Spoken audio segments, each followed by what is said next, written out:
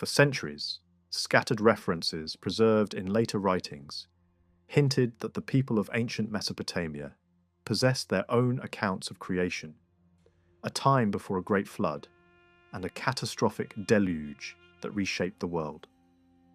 These traditions, recorded by the Babylonian priest and historian Berossus, were known to exist, yet their true age and independence remained uncertain. Writing in the era following Alexander the Great, Berossus lived long after the events he described, leaving open the question of whether these stories were deeply ancient or influenced by other traditions already in circulation. For a long time, there was no way to prove how far back these narratives truly reached. Everything changed with the gradual decipherment of cuneiform writing. As scholars began unlocking the script of ancient Mesopotamia, a new possibility emerged: the chance to uncover original records rather than later summaries. That breakthrough came in the ruins of Nineveh, near modern Mosul, where vast collections of clay tablets were unearthed. These remains formed part of the royal library of the Assyrian king Ashurbanipal, a collection so extensive that tens of thousands of fragments were eventually recovered. At first, attention focused on historical inscriptions, royal records detailing campaigns, conquests, and political events. Names of kings such as Tiglath-Pileser III, Sennacherib, and Nebuchadnezzar II dominated early research, especially because they illuminated familiar episodes from the ancient Near East. Yet beneath these royal inscriptions lay something far older and more profound. Although Assyria had long been politically hostile to Babylonia, it had absorbed much of its culture, including its writing and literature. This meant that buried among the Assyrian texts were copies of much older Babylonian traditions. Gradually, scholars realized that these fragments might preserve echoes of stories that predated many known written sources. One of the most remarkable breakthroughs came through the work of George Smith. While examining tablets classified as mythological, he identified fragments that hinted at a narrative strikingly similar to a great flood story. Piecing together broken sections, he found reference to a ship coming to rest on a mountain, followed by the release of birds searching for land. The resemblance to well-known flood traditions was unmistakable. As more fragments were assembled, it became clear that this was part of a larger epic narrative, told through the voice of a survivor recounting the disaster. The process of reconstruction was painstaking. The tablets had been shattered into countless pieces, often no larger than a hand. Each fragment carried only a few lines of text, and many were worn or damaged. Matching them required not only linguistic skill, but immense patience. Over time, additional copies of the same story were discovered, allowing gaps to be filled and missing passages restored. Eventually, enough material had been assembled to reveal a structured series of narratives, including a flood account embedded within a larger cycle of heroic tales. The discovery caused immediate excitement. Public interest surged, and funding was secured to continue excavations. Returning to the ruins of Nineveh, Smith uncovered further fragments, including key portions of the flood story that had previously been missing. Among these were instructions describing the construction of a vessel designed to survive the coming catastrophe. Additional finds revealed scenes of divine conflict, creation narratives, and mythological episodes involving gods and supernatural beings. These discoveries showed that Mesopotamian literature contained a wide range of stories about the origins of the world, the struggles between order and chaos, and the fate of humanity. There were accounts of creation, tales of divine battles, stories of descent into the underworld, and legends of wise or heroic figures. Some narratives described a world overwhelmed by disorder and restored through divine intervention, while others explored themes of mortality, wisdom, and cosmic balance. However, the condition of these texts presented a major challenge. The tablets had originally been made of clay, inscribed while soft, and then baked to harden them. Stored in upper rooms of palace libraries, they were later buried when the buildings collapsed during the destruction of the cities. Fires cracked them, and centuries of exposure to moisture caused further damage. Chemical processes within the soil gradually split the tablets apart, sometimes reducing a single text to dozens or even hundreds of fragments. Reconstructing these ancient works became a task of assembling a vast and complex puzzle.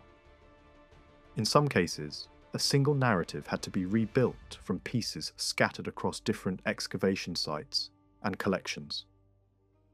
Even after decades of effort, many fragments remain missing, and countless others are still buried beneath the ruins of Mesopotamian cities.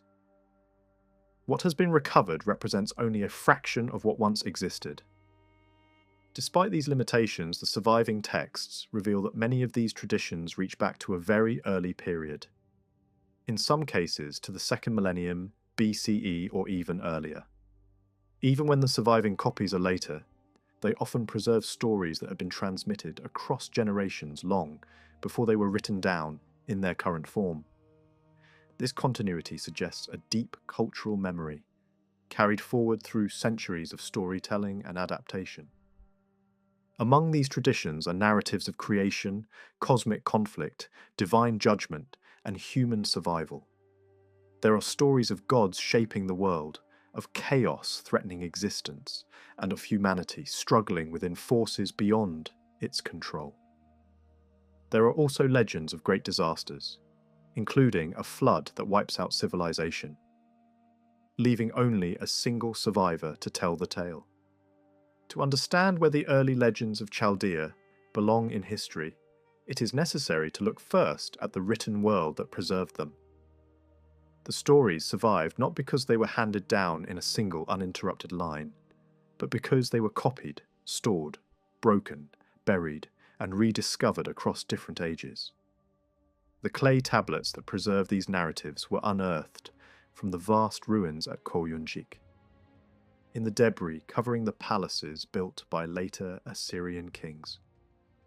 Some came from the palace associated with Sennacherib, others from the great royal complex of Ashurbanipal. These tablets range enormously in size. Some are no larger than a small piece of pottery, while others are broad enough to hold long and carefully arranged texts. Most were found shattered. Time, fire, collapse, and the shifting of ruined walls had scattered countless pieces far from their original places. Fragments of a single text could turn up in rooms separated by distance and rubble, which makes it clear that their final resting places tell almost nothing about how they were first arranged. When the palaces fell, tablets that had once been stored in upper chambers crashed downward into lower rooms. In some places they lay across the floors in dense layers. In others they were found in loose clusters, or half buried at different depths in the earth that had accumulated over centuries. Still other fragments were scattered singly through the upper fill of the ruins. Their present disorder is the result of destruction and long decay, not of the system that once governed them. That earlier system was far from chaotic. The texts themselves reveal that the tablets had originally been organized with great care. Works on the same subject were grouped together, and longer compositions were divided across sets of matching tablets of the same shape and size. Some series ran to astonishing lengths, stretching across dozens of tablets, and in some cases more than 100. Each series carried a title drawn from its opening words. This was the standard way of identifying a work. At the end of each tablet, scribes recorded where it belonged within the sequence, marking whether it was the first, second, or later part of the composition. To help preserve order, they also wrote a short linking line, taken from the beginning of the next tablet, so that one section could be connected directly to the one that followed. There were also catalogues listing works and labels that seem to have marked groups of texts. All of this points to a highly developed literary culture. These were not random accumulations of writing. They belonged to real archives and libraries, kept in designated rooms and supervised by officials whose task was to manage them. The methods used in Assyria were themselves inherited from older traditions in Babylonia, which means the habits of cataloguing, preserving, and copying written knowledge were already ancient by the time the tablets at Nineveh were stored. The scale of that literary world was immense. Judging from what has been recovered, the royal library at Nineveh must once have contained many thousands of inscribed tablets, covering almost every branch of knowledge known to the ancient Mesopotamian world. This matters enormously when trying to place the old Chaldean legends in their proper setting. Before asking how old a story may be, it is necessary to ask how old the surviving copy is, and how much older the original behind it may have been. Most of the tablets brought from Nineveh belong to the reign of Ashurbanipal in the 7th century before the Common Era. Nearly every surviving version of the traditions linked with creation, the early world, or the flood, was written in that period, with only rare exceptions. The tablets themselves make this clear. Yet those same tablets also show that they were usually not new compositions. They were copies of older texts, and often the scribes knew perfectly well that they were reproducing writings from a much earlier age. The real problem is that the date of the original version is almost never recorded. That silence leaves room for uncertainty and debate. Still, one fact remains firm. The Assyrians themselves recognized that much of this literature had come from Babylonia. If the search is for the true age of these stories, then the trail leads south into the older cities of the Babylonian plain. Here the question becomes more complicated, because ancient Babylonia had experienced an early and powerful literary flowering. In that formative age, myths, hymns, scientific records, religious texts, lexical works, and narratives of primeval events were composed in great numbers. Many were written in elevated poetic language. Some expressed the deepest religious imagination of the people, while others preserved the highest achievements of their learning. Once these works had gained authority, later generations treated them as classics. Instead of replacing them with fresh compositions, scribes copied them again and again. Clay was plentiful, scribal schools were active, and the authority of old texts became so strong that both language and style were conserved for centuries. This has an important consequence. A document copied in a late age may still sound ancient, but a document composed in a remote age may also sound surprisingly similar to a later one, because the literary language remained fixed. Texts associated with rulers separated by many centuries can appear strikingly alike in wording and style. The gap in time is far larger than the difference in literary form. That continuity makes the task of dating a text by style alone extremely difficult. At the same time, there is clear evidence that everyday speech did not remain frozen in this way. The formal language of devotion, learning, and state tradition continued to preserve old forms, but the spoken language used in letters and ordinary communication changed steadily over time. This contrast can be seen in documents from the age of Ashurbanipal. Official inscriptions, religious writings, and copied literary texts preserve the old learned style, while private letters and practical records show a noticeably different living language. The gap between literary usage and ordinary speech had become wide.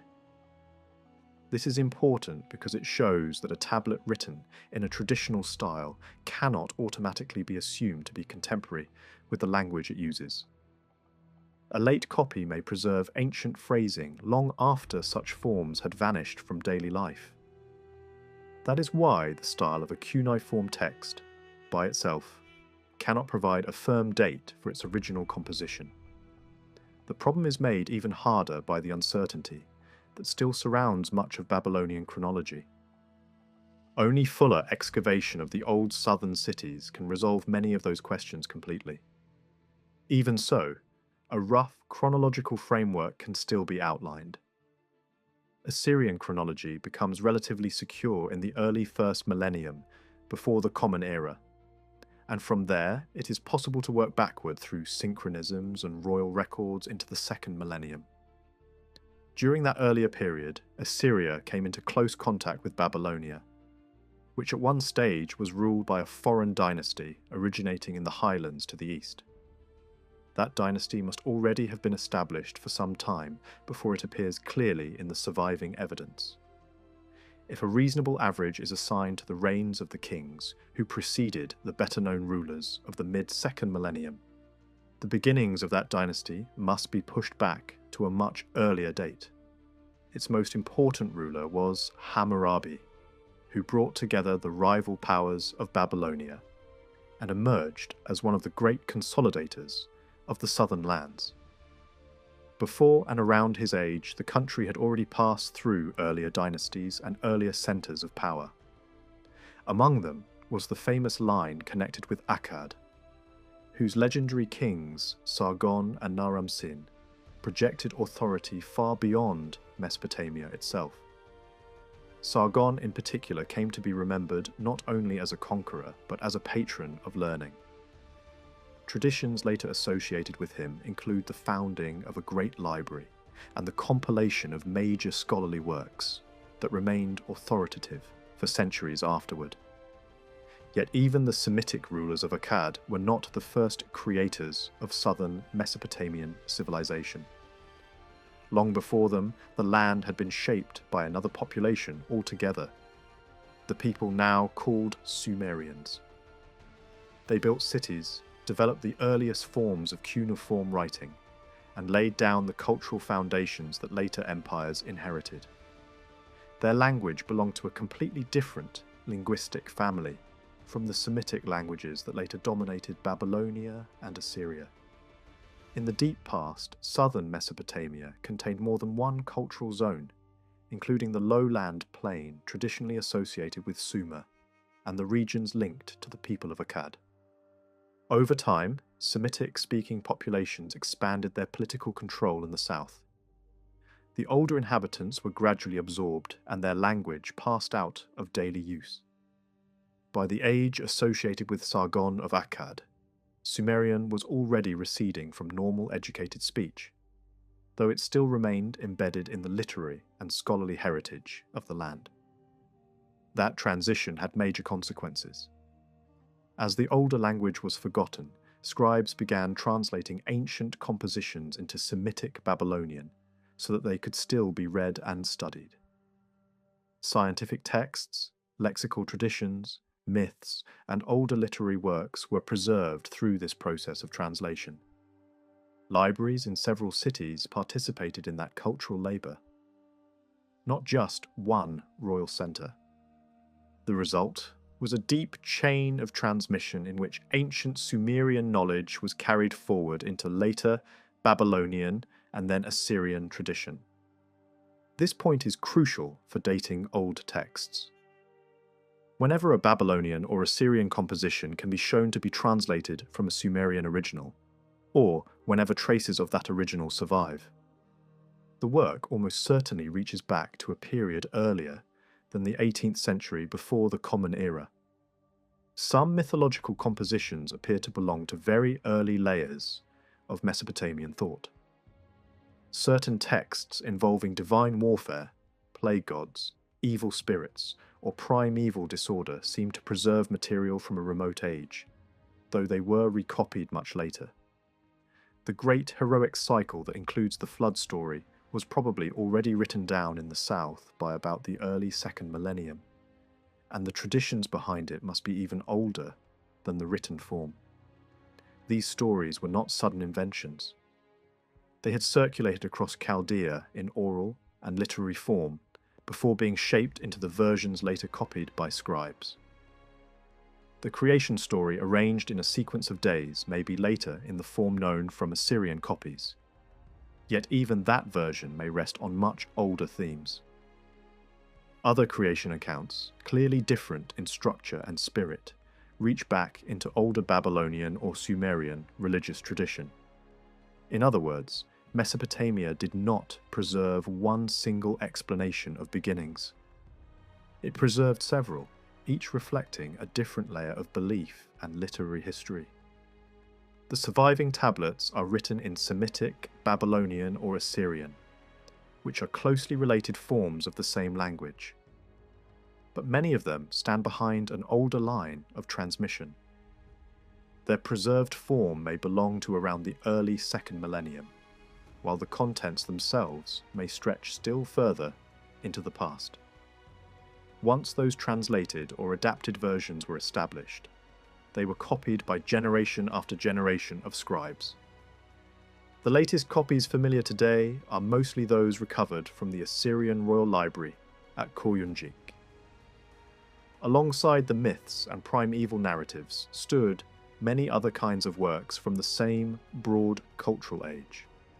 There were omen texts, terrestrial signs, lexical lists, grammatical aids, bilingual exercises, and teaching tablets designed to preserve knowledge of the old language and pass it on to educated readers. There were also compositions dealing with demons, spirits, ritual danger, and alternative visions of creation and cosmic order. Some of these lines of tradition may reach back to the old Sumerian world itself. Others are associated with particular cities and local schools of learning. Taken together, they show a complex and layered literary civilization, not a single uniform canon. Some may hesitate to assign such great antiquity to texts whose surviving copies were made in the Assyrian Empire many centuries later. Yet the case for early origins is stronger than it may first appear. In several instances, Assyrian scribes explicitly stated that the tablets before them had been copied from old Babylonian exemplars, and in some cases they even complained that the originals were already damaged or difficult to read in their own time. Beyond that, direct confirmation exists. There are examples where a late Assyrian copy can be compared with a much older Babylonian version of the same text. In such cases, the older witness may be centuries, even roughly a millennium, earlier than the Assyrian transcript. The same is true for part of the flood tradition, where a Babylonian fragment recovered from the south has helped confirm the wording preserved in Assyrian copies, and has also filled some of their gaps. Finds like these do not remove every uncertainty, but they strongly support the view that the legends preserved at Nineveh were rooted in a far older Babylonian past. The damaged state of many of these texts remains one of the greatest obstacles. The hope has long been that future excavations in Babylonia will uncover fuller versions, companion pieces, and explanatory writings that can clarify what is still broken or obscure. At present, the surviving evidence is important, but incomplete. No responsible picture of Mesopotamian literature can be based only on the texts already recovered. The famous stories of creation and flood are only a small portion of an immense literary landscape. They stand out because of their subject and later influence, but they belong to a world crowded with many other forms of writing. The earliest inscriptions of major importance now known are often placed around the age of the rulers of Ur in the late 4th or early 3rd millennium, before the Common Era, when southern Mesopotamia saw the rise of kings who drew smaller polities under stronger control. From that period come inscriptions on bricks, seals, and official objects. Some may preserve echoes of an even earlier age.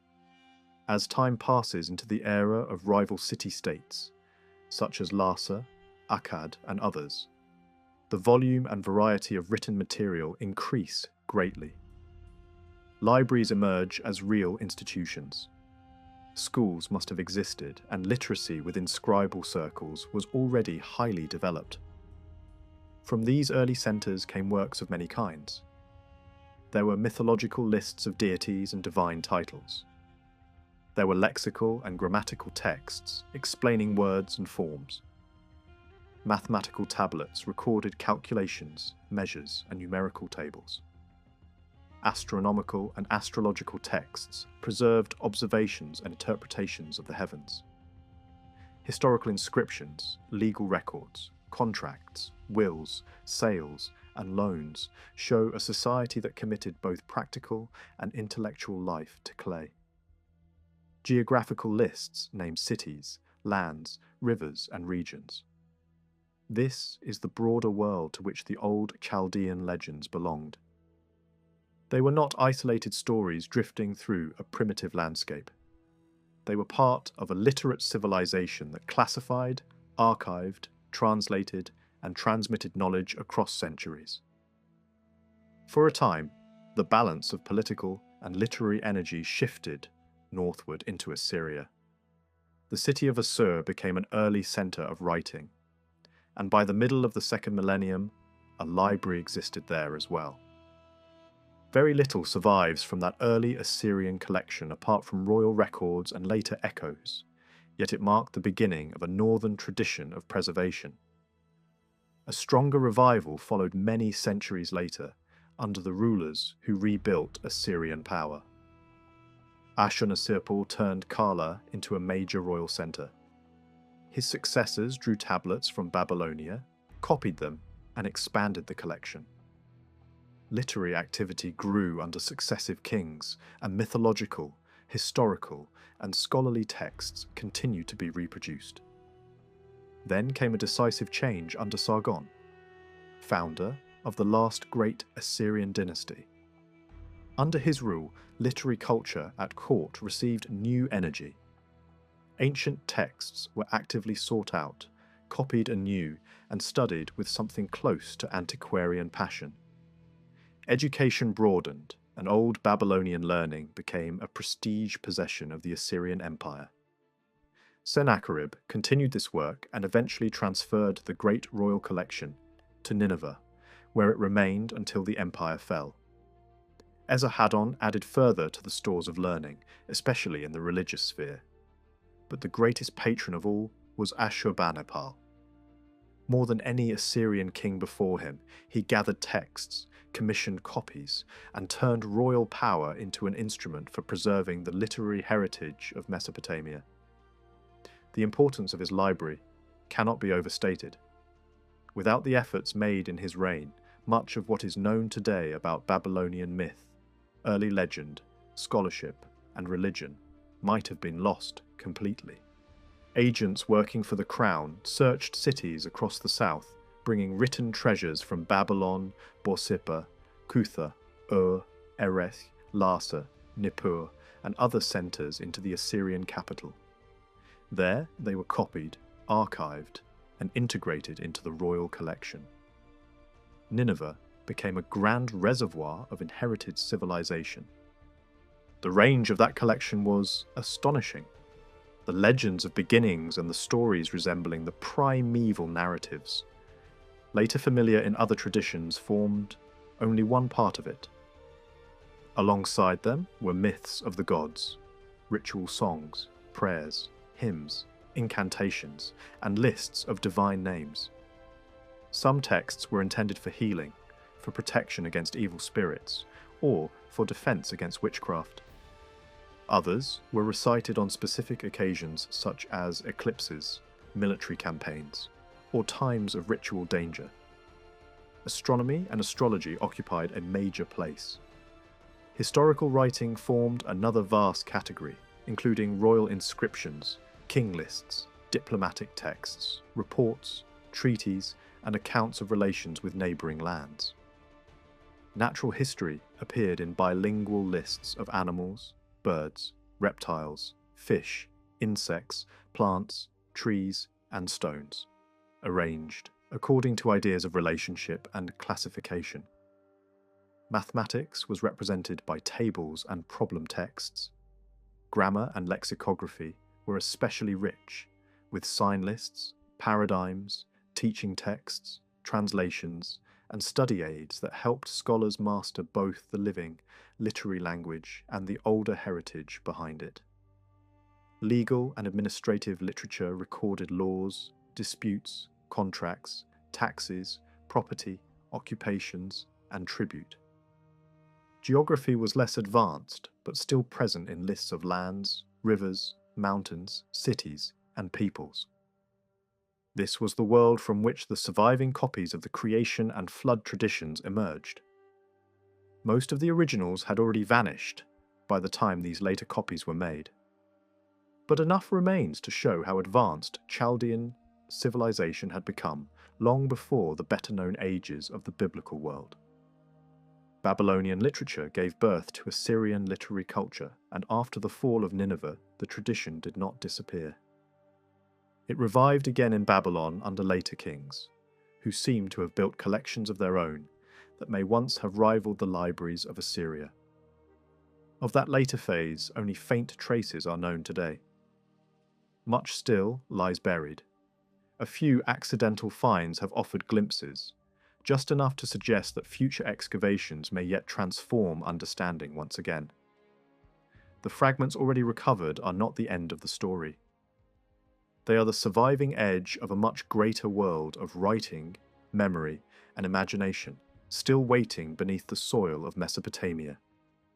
Before the surviving clay tablets from Mesopotamia were pieced together, much of the outside world knew Babylonian primeval tradition only through later Greek and Roman writers. Their accounts are not the original stories themselves, but echoes of older Babylonian learning, preserved through retelling, summary, and interpretation. Even so, these echoes matter. They show how the ancient world understood Babylon's deep past, and they preserve names, images, and episodes that clearly belong to a much older tradition. Among the figures behind these reports, the most important is Berosus, a Babylonian priest who lived in the age that followed the conquests of Alexander. Because of his background and position, he stood closer than any Greek or Roman author to the temple knowledge and historical memory of Babylonia.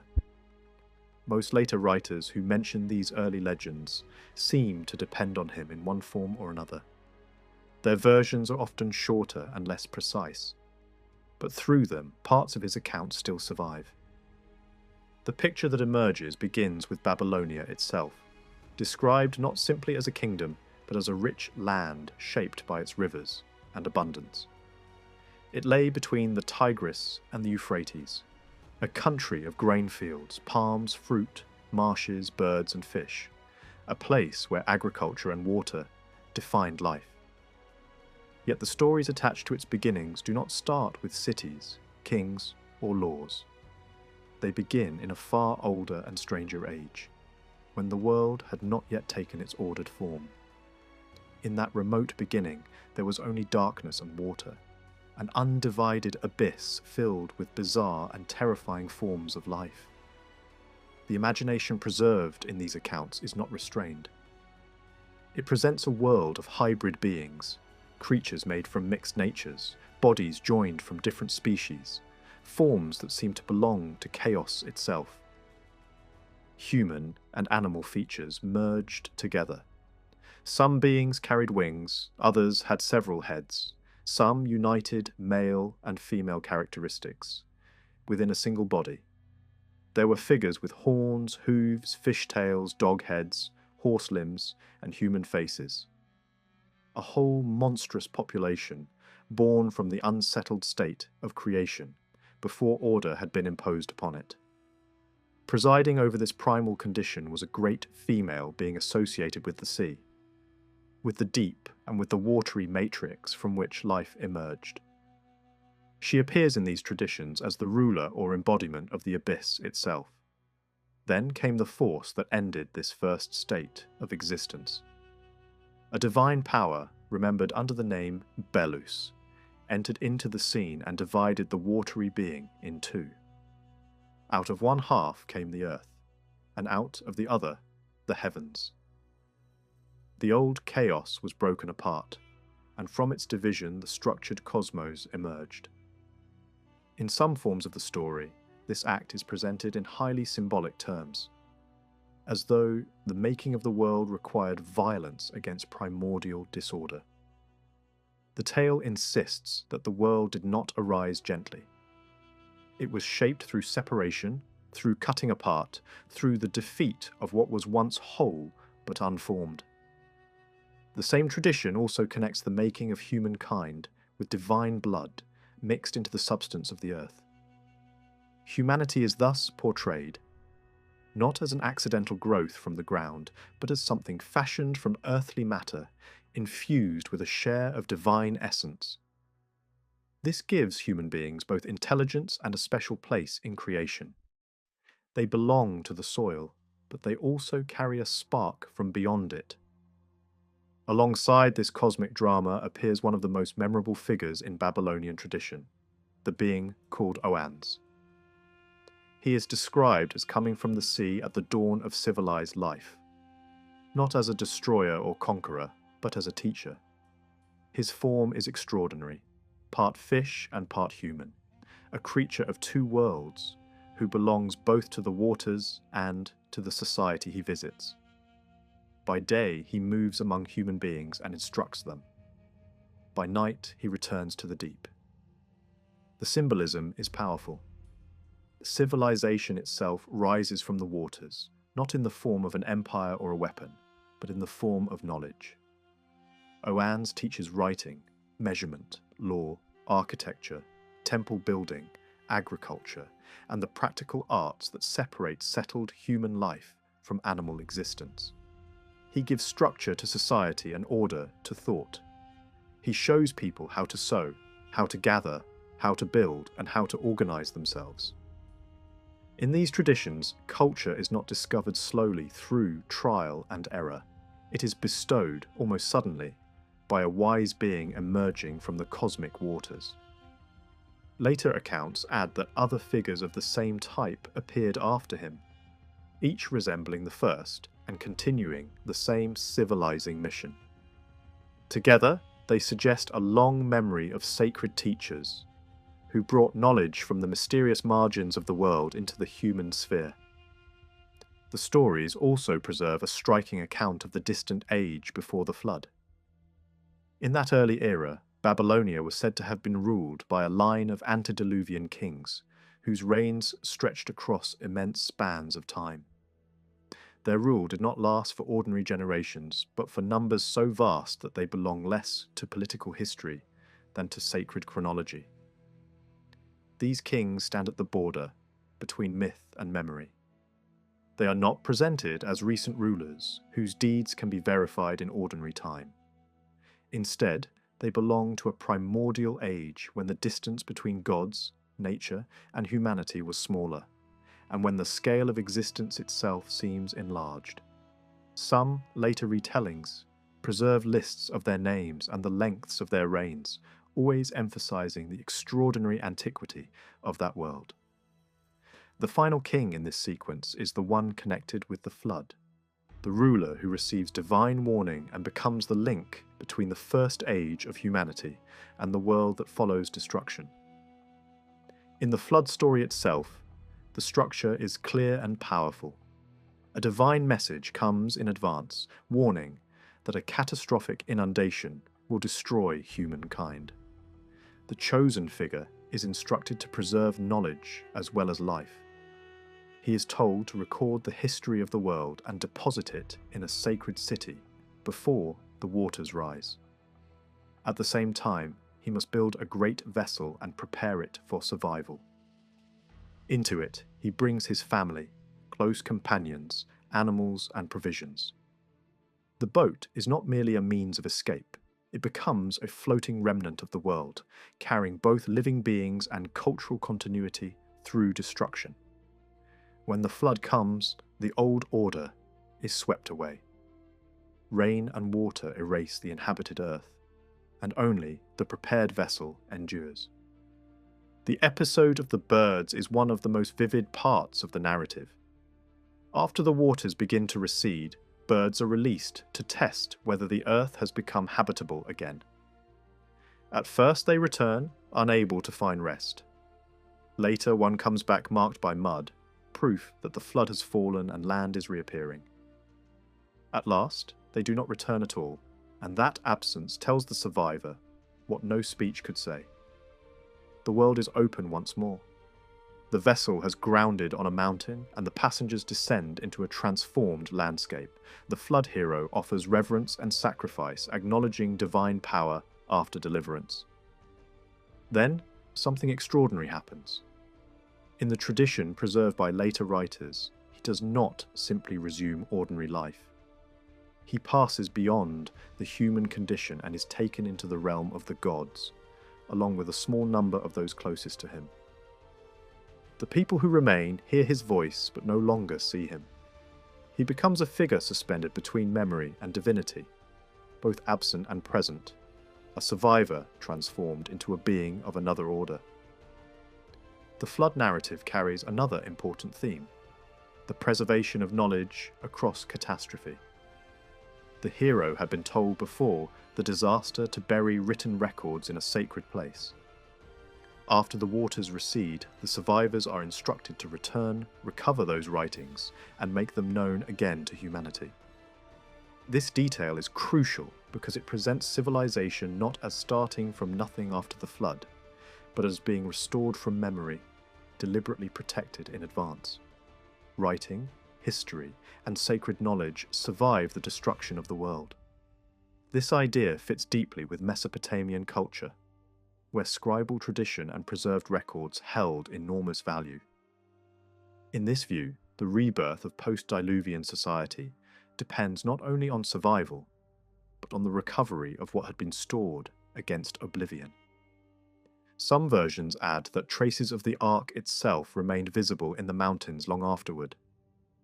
Local people were said to collect material from it and use it as a protective object. Whether understood literally or symbolically, that detail shows how strongly the flood tradition was tied to geography and to living memory. The event was not imagined as something detached from the earth. It was anchored to a place and to mountains, to routes of return, to a recognizable landscape between Babylonia and the northern highlands. This concrete quality gives the story unusual force. However legendary its features, it is told as though it had left marks in the real world.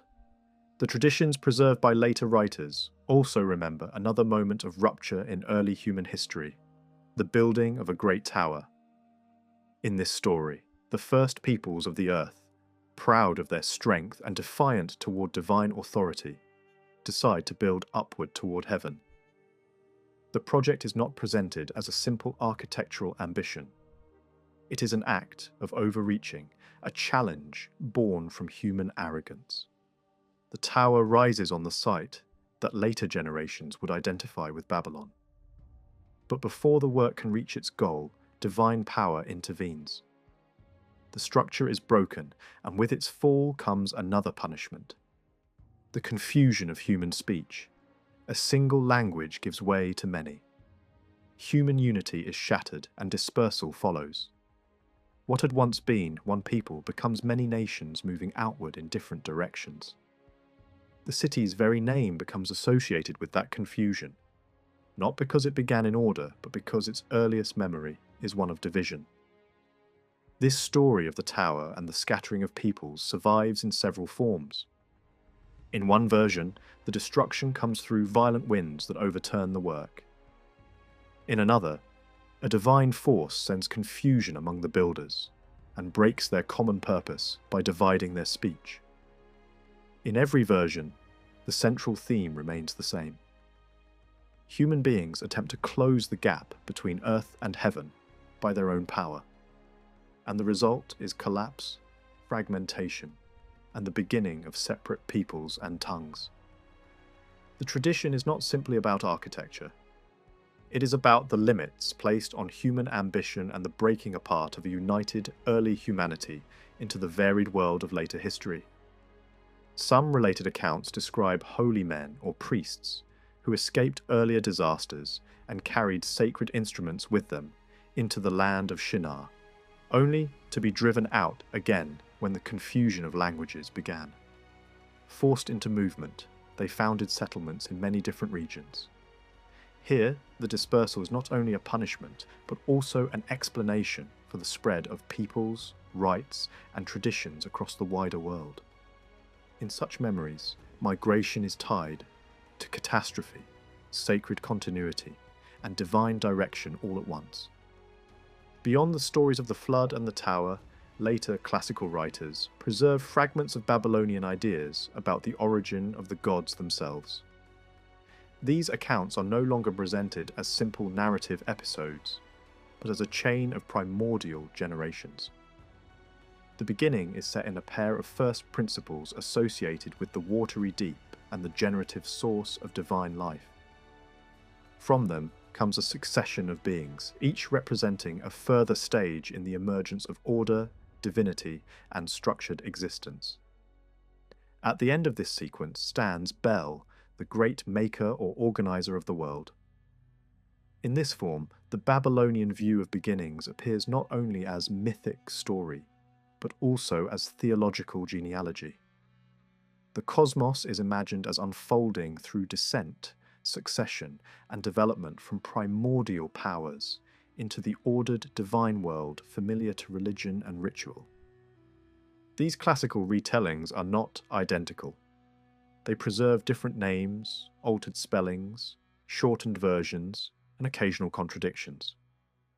Some place the appearance of the fish-like civilizing figures at different points in the reigns of the antediluvian kings. Some vary in the order of royal succession. Some compress what others describe more fully. That inconsistency is not surprising. They belong to a long chain of transmission, moving from Babylonian learning into Hellenistic interpretation, and then into later compilations. Yet beneath those variations, a common structure remains visible. There is a primal watery chaos. There are monstrous first beings. There is a divine act of ordering the cosmos. There is the formation of humanity through contact between divine power and earthly substance. There are culture bringers from the sea. There is a line of kings before the flood. There is a great deluge that destroys the world but spares one chosen remnant. There is the preservation of sacred record. There is the rebuilding of life after catastrophe. There is also the memory of a proud tower, a broken human unity, and the scattering of languages. In Babylonian accounts of creation and the earliest age of humanity, the gods stand at the center of nearly every event.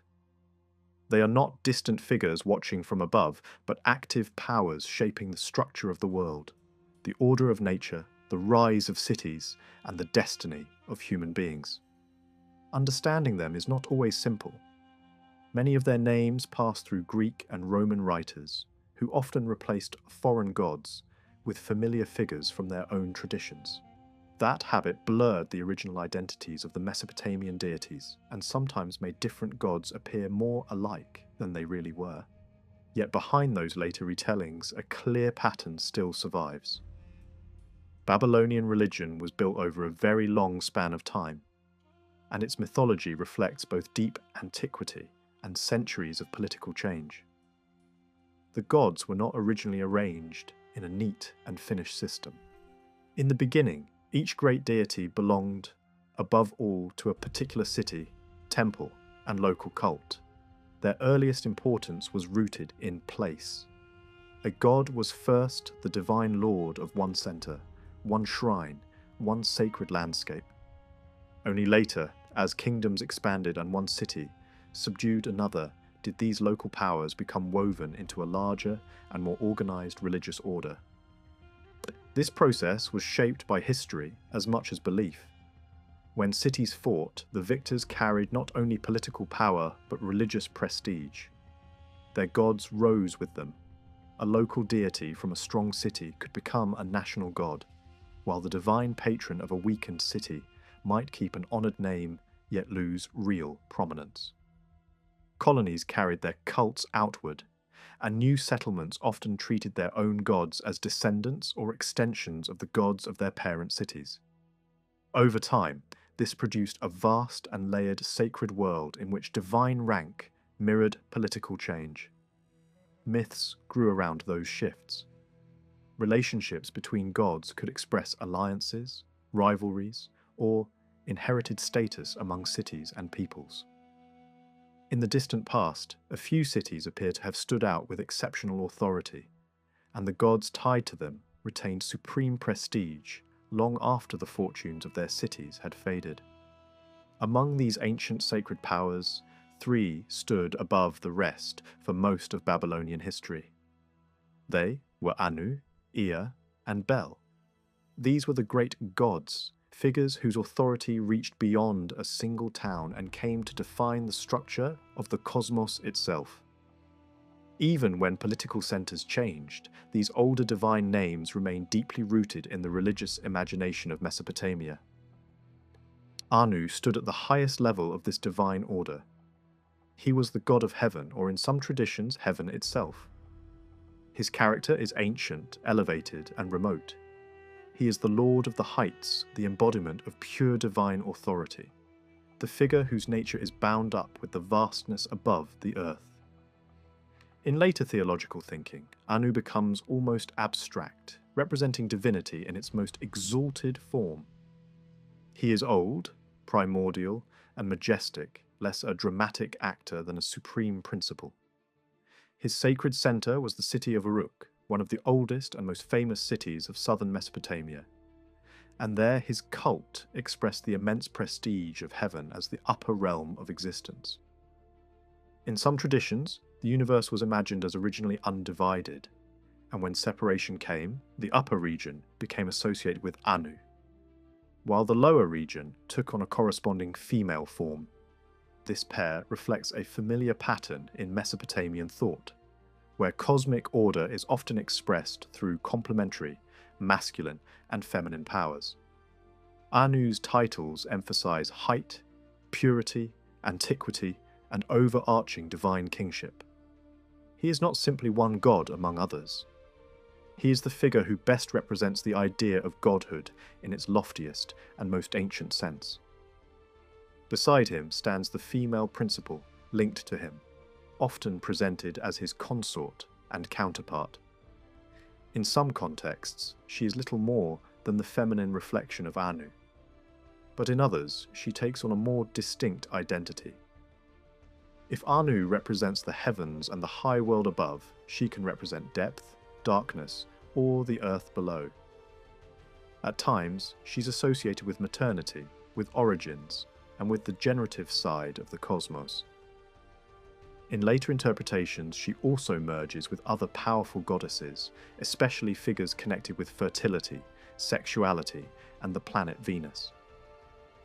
This blending of identities is common in Babylonian religion. The same divine figure could absorb the titles, functions, or symbolic associations of several local goddesses over time. As theology became more synthetic, boundaries between old cults grew less rigid. That is why the same goddess may appear in different traditions as mother, consort, earth power, celestial power, or queen of darkness, depending on the city and the age. The divine family of Anu was extensive, and from it came several of the most important powers in Babylonian religion. Among them was the storm god, known in later Semitic form as Raman or Rimmon. He ruled the region between heaven and earth, the active space of wind, cloud, thunder, and rain. He was the god of the atmosphere in motion, of storms breaking across the sky, of floodwaters rushing through channels, of lightning striking from above, and of the terrifying force of weather. This made him an intensely active deity, one tied not to distant abstraction, but to immediate natural power. His importance reached beyond Babylonia into Syria and neighbouring lands, where related forms of his cult became highly influential. Another divine son was the fire god, a force of burning energy with strong importance in ritual, purification, and the struggle against hostile magic. Fire in Mesopotamian thought was not only destructive, it was also protective, illuminating and powerful against demonic harm. That is why the fire god appears so often in texts concerned with spells, curses, and the defense of the human world against unseen danger. One of the most important daughters associated with Anu was Ishtar, a goddess whose complexity makes her one of the most striking figures in all Mesopotamian religion. In some respects, she resembles a goddess of love and desire, and later interpreters naturally compared her with Venus. But that comparison captures only part of her nature. Ishtar was not limited to beauty or erotic power. She was also fierce, warlike, radiant, and overwhelming. She could raise warriors to battle, shake kingdoms, and embody both attraction and destruction. Her cult changed dramatically over time. At first, it may have stood in a more subordinate relation to the heavenly authority of Anu. But as her worship spread and deepened, she came to overshadow older figures in some places. What began as one local goddess, among others, grew into one of the most powerful and many-sided deities of the Mesopotamian world. In one city, she might be honoured as a celestial daughter of Anu, in another as a child of the moon god, in yet another as the ruling power of desire, battle, kingship, or the planet Venus. Each city could shape its own Ishtar, and as theology later tried to bring these cults together, the result was a single goddess carrying many layers of local tradition. That is why Ishtar can seem to shift identity from one story to the next. She is not inconsistent so much as accumulated. Many regional goddesses were folded into one mighty divine figure. If Anu rules the heights, Ea rules the depths. He is the god of the deep waters beneath the earth, of hidden wisdom, of creation through knowledge, and of the mysterious forces below the visible world. His sacred city was Eridu, one of the oldest centers of civilization in southern Mesopotamia, and a place long associated with water, origins, and sacred intelligence. Ea is one of the most important and attractive figures in Babylonian religion because he combines cosmic depth with practical wisdom. He is Lord of the Abyss, but also Lord of intelligence, skill, art, and the secret understanding that allows order to emerge from confusion. He is connected with generation, fertility, hidden treasures, music, craftsmanship, fishermen, sailors, and the unseen resources of the world. He belongs to the watery below, yet he is no figure of chaos. On the contrary, he is often the wise counselor, the god who understands what others do not, and who intervenes to correct disorder. In myth, he frequently acts through subtlety rather than brute force. He sends, instructs, reveals, and restores. Because of this, he became one of the central divine minds of Mesopotamian cosmology. His consort was a goddess of the deep earth and lower regions, a figure whose domain complements his own. Their union produced one of the most important gods of the later Babylonian world, Marduk. In early tradition, Marduk appears as the son and agent of Ea. He moves through the world carrying out his father's purposes, learning, observing, and setting right what has gone wrong. He has a redemptive character. He restores life, rescues, heals, and reorders. Even in creation traditions where he takes on a heroic role, his power is not originally independent. It is grounded in the wisdom and authority of Ea. But history transformed him. When Babylon rose to political supremacy, the god of Babylon rose with it. Marduk became more than a city deity. He became the leading god of the state and eventually the central figure of the imperial pantheon. Older titles once associated with earlier divine lords were drawn toward him. Functions that had belonged elsewhere were gathered into his person. In theological texts of the mature Babylonian age, Marduk is exalted above the other gods and appears as organizer of the cosmos, champion of divine order, and ruler of the great assembly. His ascent is one of the clearest examples of politics, reshaping theology. As Babylon became the heart of empire, Its god became the heart of heaven. Alongside Marduk stood other significant deities, linked to learning and sacred speech. One of the most respected was Nabu, the god of writing, wisdom, and literature. His cult was especially important at Borsippa near Babylon, and in later periods he became one of the most honoured gods of the whole region. If Marduk represented royal and cosmic sovereignty, Nabu represented the written intelligence that preserves order. He was associated with scribes, records, learning, and proclamation. His very name carried the sense of announcing or revealing. In a civilization built on clay tablets, archives, and schools, such a god could never be marginal. Nabu's rise in prominence reveals the extraordinary place of writing in Mesopotamian culture. Knowledge was not merely admired, it was sacred, and the divine patron of scholarship stood near the centre of the religious world. The third member of the great divine triad was Bel in his older form, a god deeply rooted in the city of Nippur. Before the title, Bel became strongly attached to Marduk. It belonged to an older and more ancient lord, one who ruled over the earth and the affairs of men. This god was not primarily the ruler of the heights like Anu, or of the deep like Ea, but of the inhabited world in between, the surface where human life unfolds. He was intensely important in early Babylonia and appears to have enjoyed such broad prestige that his city may once have stood at the spiritual centre of the land. His temple was regarded as a model of sacred authority, and his cult carried a truly national significance. He was deeply involved in destiny, kingship, and the order of social life. His consort, often called Beltis or Belit, bears a title that simply means lady, and for that reason the name can refer to more than one goddess in different settings. Even so, the recurring idea is clear. This divine pair stood at the core of earthly authority, cultic dignity, and the ordered life of civilization. From Bel came other major gods, including the moon god Sin, who occupied an unusually important place in Mesopotamian thought. To many later cultures, the sun naturally takes precedence over the moon, but in Babylonia, the moon often stands first. This reflects the interests of a civilization deeply engaged with astronomy, measurement of time, and observation of the night sky. Sin was the great lord of and became widely honoured across the land. His light governed cycles, calendars, omens, and the rhythm of sacred and civil life.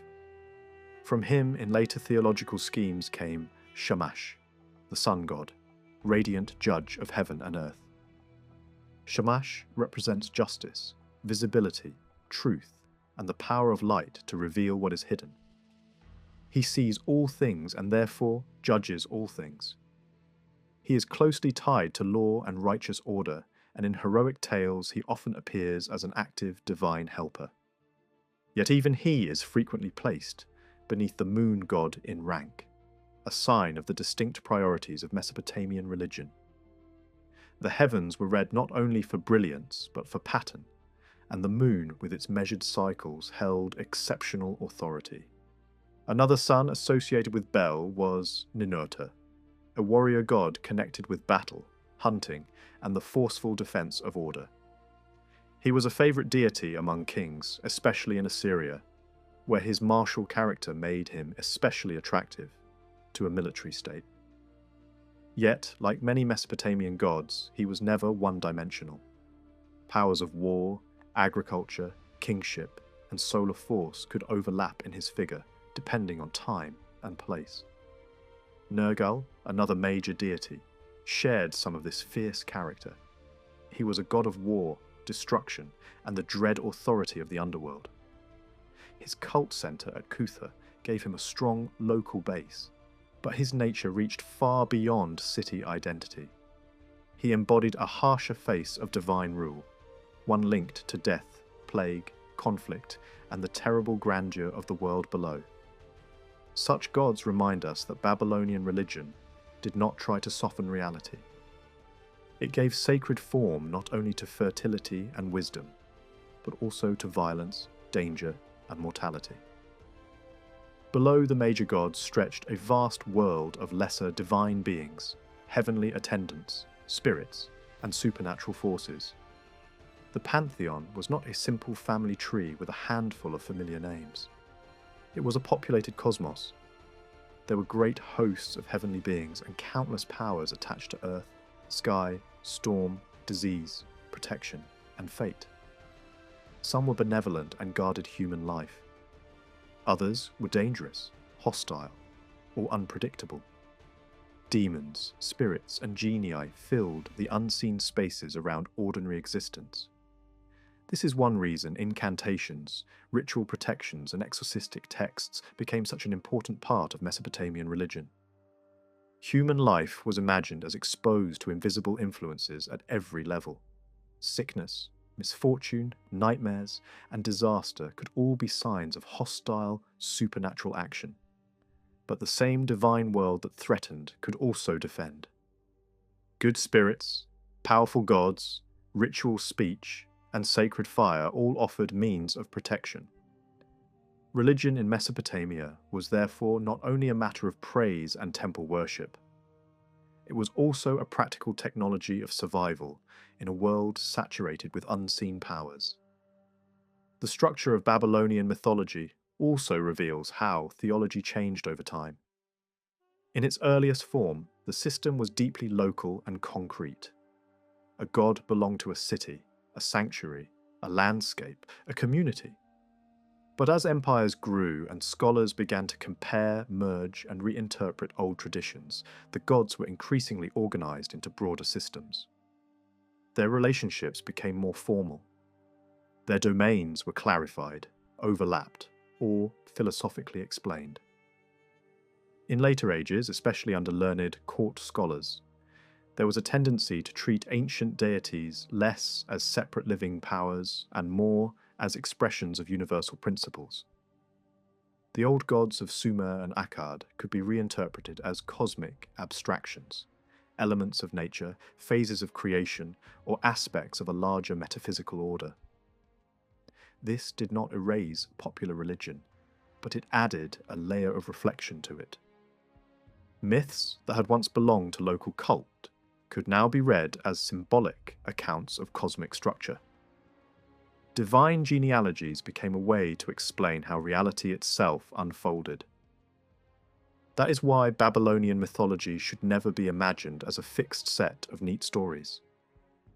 It was a living religious world built across many centuries, shaped by conquest, migration, theology, city rivalry, scholarly reinterpretation, and ritual practice.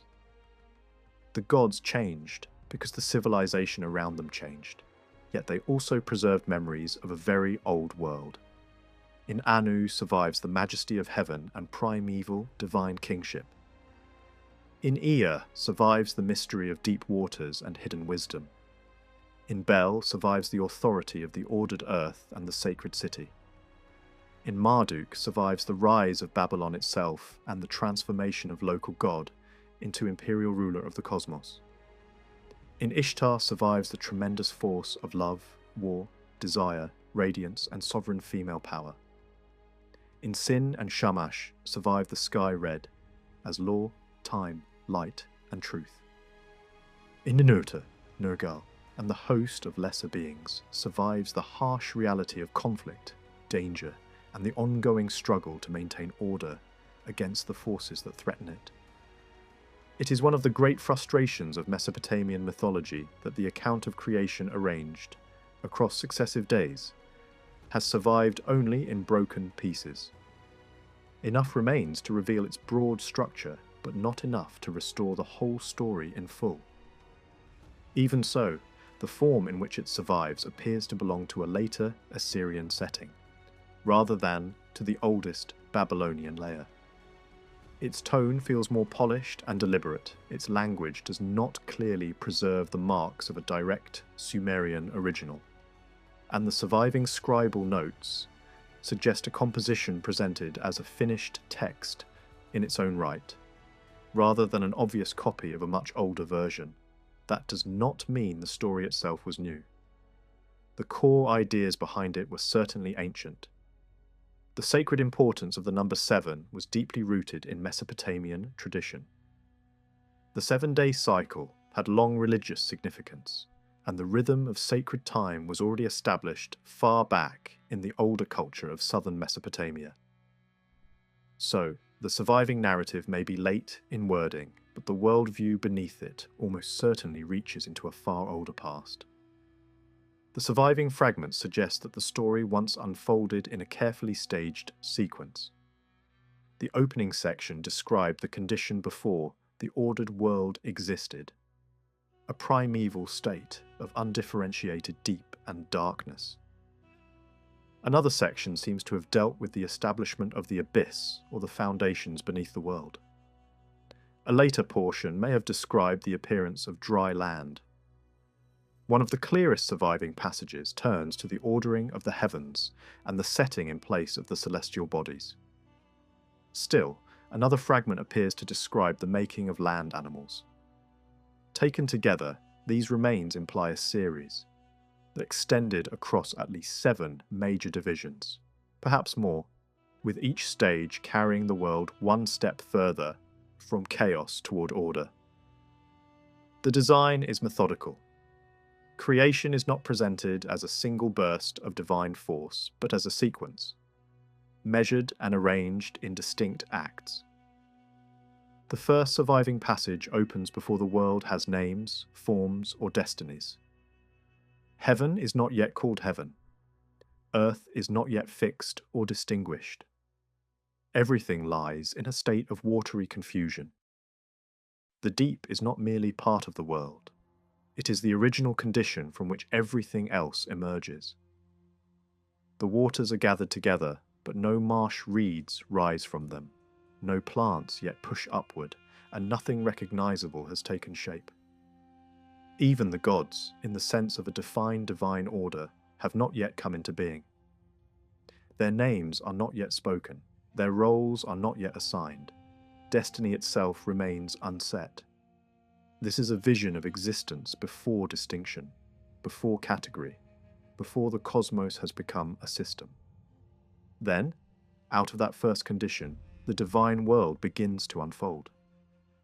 Pairs of primordial beings emerge first, male and female powers that seem to represent movement, generation, extension, and formation. After them come further cosmic principles associated with the upper and lower reaches of existence. Only after these stages do the greater gods appear in recognizable form. This opening is important because it shows that Mesopotamian creation is not imagined as the making of the physical world alone.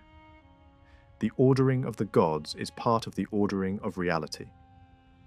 Before the heavens and the earth are fully shaped, the divine hierarchy itself has to arise. The cosmos is not built beneath the gods as though they already stand complete outside it. Rather, the divine order unfolds with the cosmic order. That gives the story a very ancient and mythic depth. The beginning is not simply a moment when matter is arranged.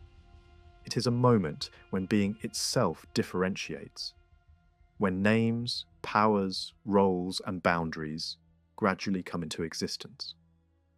The primeval, deep at the centre of this story, carries enormous symbolic weight. It is not a calm ocean or an ordinary sea. It is the unbounded, watery abyss, the first matrix of existence, the background out of which form must be drawn.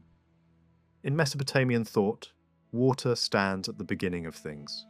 The world rests above it, rises from it, and remains threatened by its return.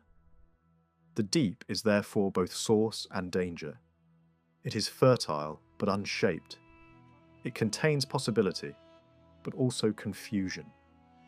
The first act of creation is not the making of something out of nothing. It is the bringing of structure out of watery disorder. That idea runs through the whole tradition. The world becomes livable only when boundaries are imposed, distinctions are named, and the flood of undivided being is restrained. After the first divine powers arise, the story seems to move through a sequence of world-forming acts, though many of those steps are now badly damaged. Some fragments hint at the establishment of foundations, perhaps for the Earth or for the cosmic architecture that holds the world in place. There are traces suggesting the fixing of land, the raising of ordered space, and the naming of the heavens. Even in ruin, the text preserves the sense that the world had to be built layer by layer, with deliberate attention to position, foundation, and division. Mesopotamian cosmology was architectural in spirit. The universe was not imagined as a vague expanse, but as a structured system with levels, gates, boundaries, supports, and ordained stations. It was a world that could be measured, named, and governed. The clearest surviving section comes when the narrative reaches the ordering of the sky. By this stage, the world has moved beyond its first chaos and is ready for regulation through time, light, and celestial pattern. The stars are assigned to their places. The year is arranged according to fixed divisions. The motions of the heavens are not random decorations added after the world is finished. They are essential to the world's stability. Time itself must be created. Seasons must be distinguished. Months must be marked. The stars become signs as well as lights, forming a visible system through which the order of the cosmos can be read.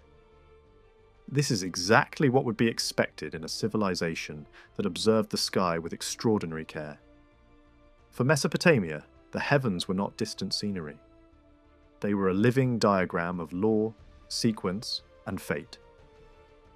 In this account, the celestial order is laid out with almost scientific seriousness. The stars are set in stations, the months are marked, the pathways of the sky are organized so that the heavenly bodies move without deviation. A special divine power presides over these boundaries and ensures that the cycle of the year remains intelligible. This reflects an outlook in which astronomy, religion, and kingship all meet. The sky is not merely admired, it is governed. Its regularity is evidence of divine intelligence, and its patterns provide the framework for ritual time, political time, and agricultural time alike. To establish the heavens is therefore to establish the rhythm of civilization itself. Then the narrative turns to the moon, and the moon is given a place of great dignity. This is entirely in keeping with Mesopotamian thought. In many later traditions, the sun dominates by default. But in Babylonia, the moon often stands first in practical and religious importance. The moon governs the month, measures sacred time, and reveals the changing structure of the night. Here, it is appointed to brighten the darkness and mark the sequence of days. Its phases are observed closely, from the first appearance of the crescent onward. The text seems to describe the growth of its visible form, the relation between its light and darkness, and its movement in connection with the sun. The moon is not just a lamp in the sky, it is a regulator. It balances night and day, reveals the passage of time, and serves as a sign by which human beings can understand the ordered movement of the cosmos. Behind this lies a larger Mesopotamian view of the universe. The world is imagined as resting above a vast, dark reservoir, the abyss below, held back by great boundaries.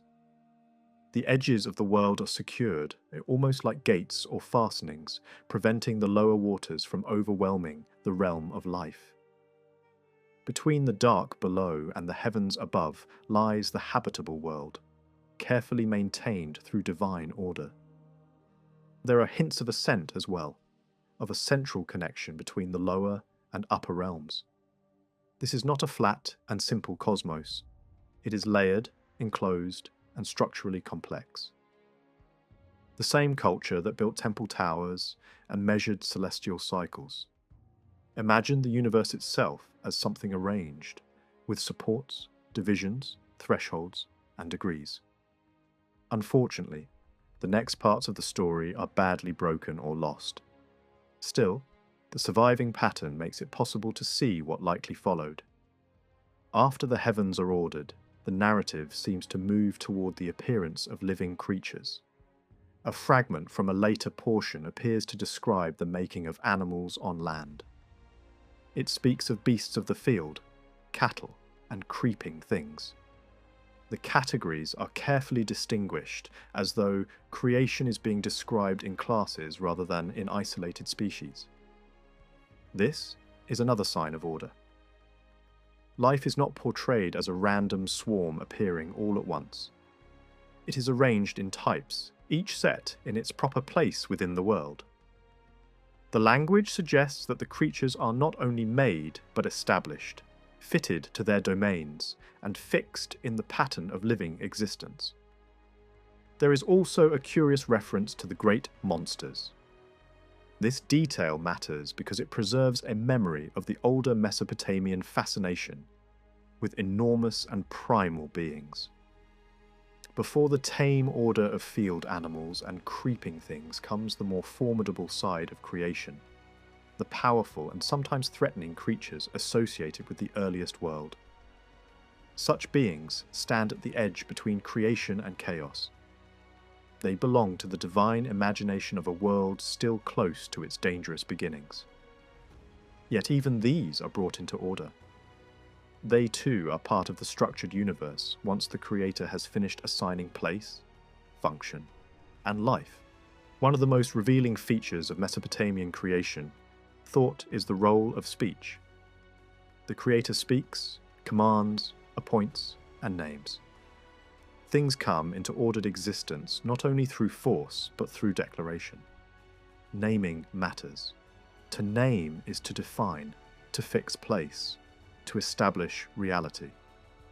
This is especially clear in the sections that deal with stars, months, stations, and living beings. The world becomes stable because it is spoken into rule. This gives Mesopotamian creation a solemn and almost judicial quality. The Creator does not merely shape matter, he legislates the cosmos. He gives it law. That same idea appears even more strongly in a remarkable hymn that praises the Creator under many titles. For a time, this text was misunderstood, but its deeper meaning is now much clearer. Rather than telling a story of human disobedience, it celebrates the Creator as the source of life, wisdom, justice, fertility, restoration, and cosmic order. The deity addressed in the hymn appears under many names and aspects, yet the hymn treats these not as separate rival gods, but as manifestations of a single supreme creative power.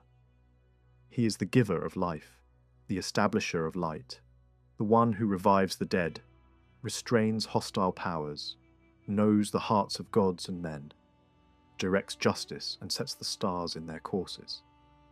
His authority stretches from the heavens to the abyss.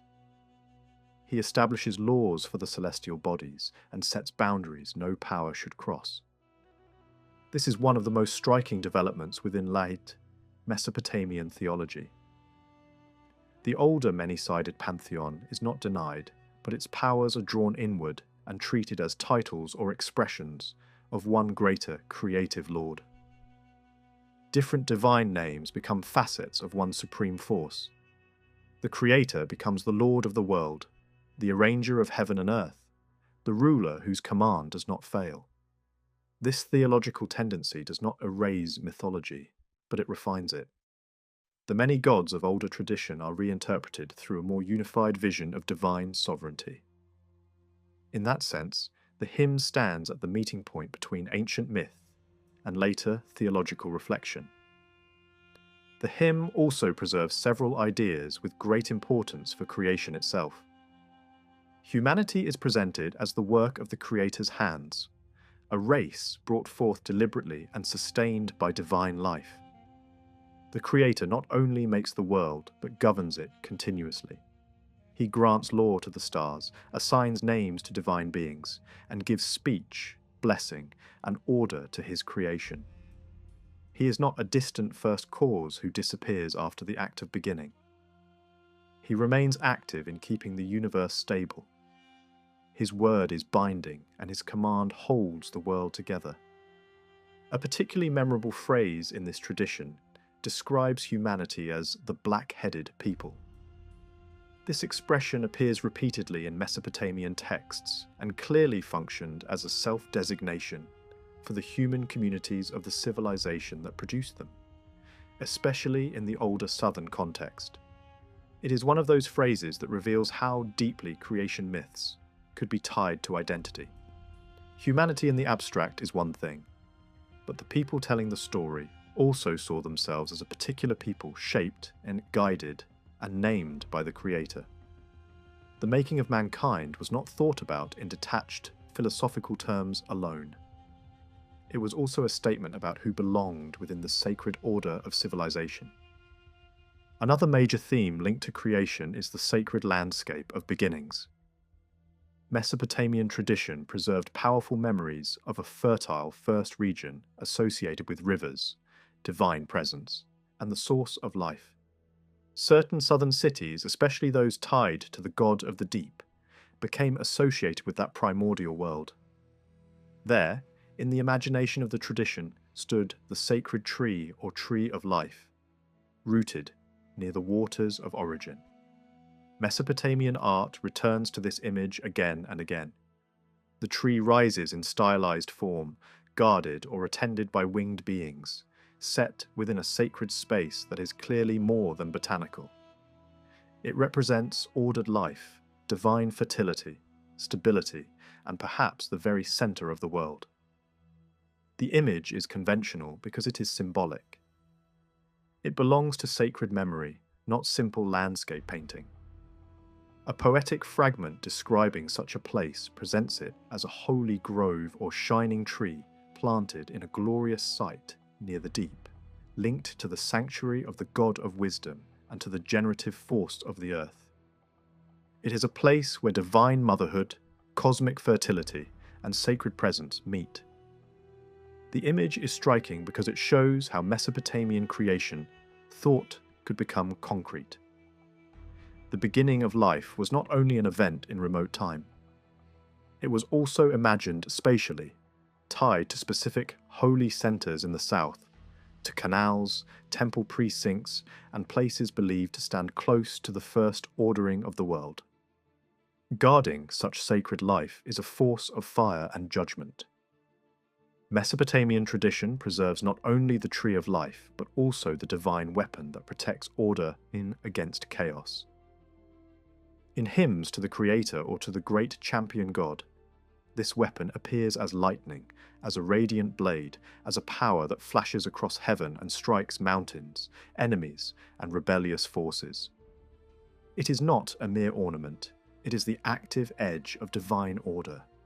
With it, the Creator or champion god defeats the dragon of the deep, the monstrous force that represents chaos, darkness, and rebellion.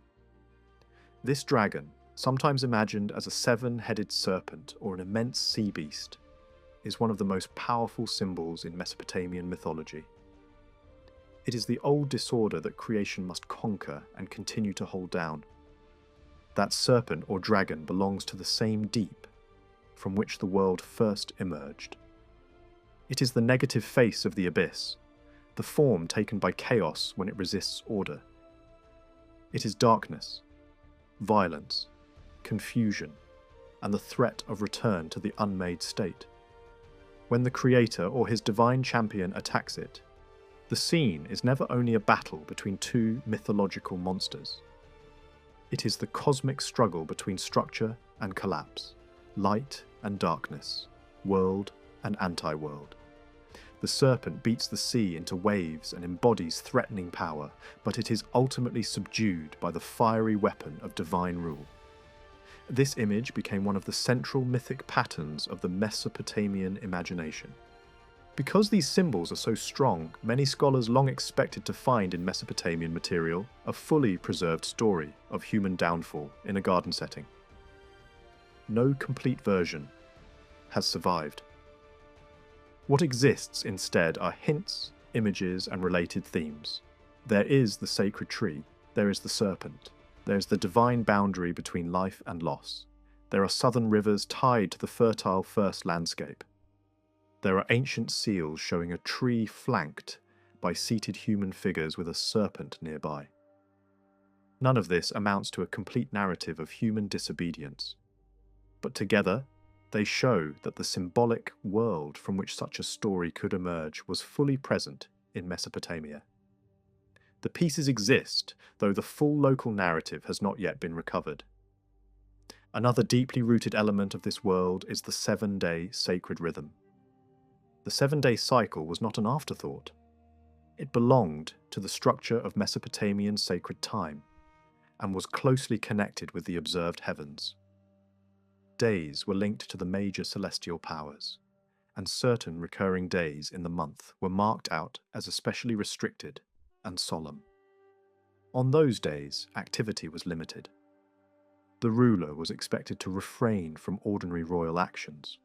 Certain foods, garments, sacrifices, political decisions, military reviews, and treatments were set aside.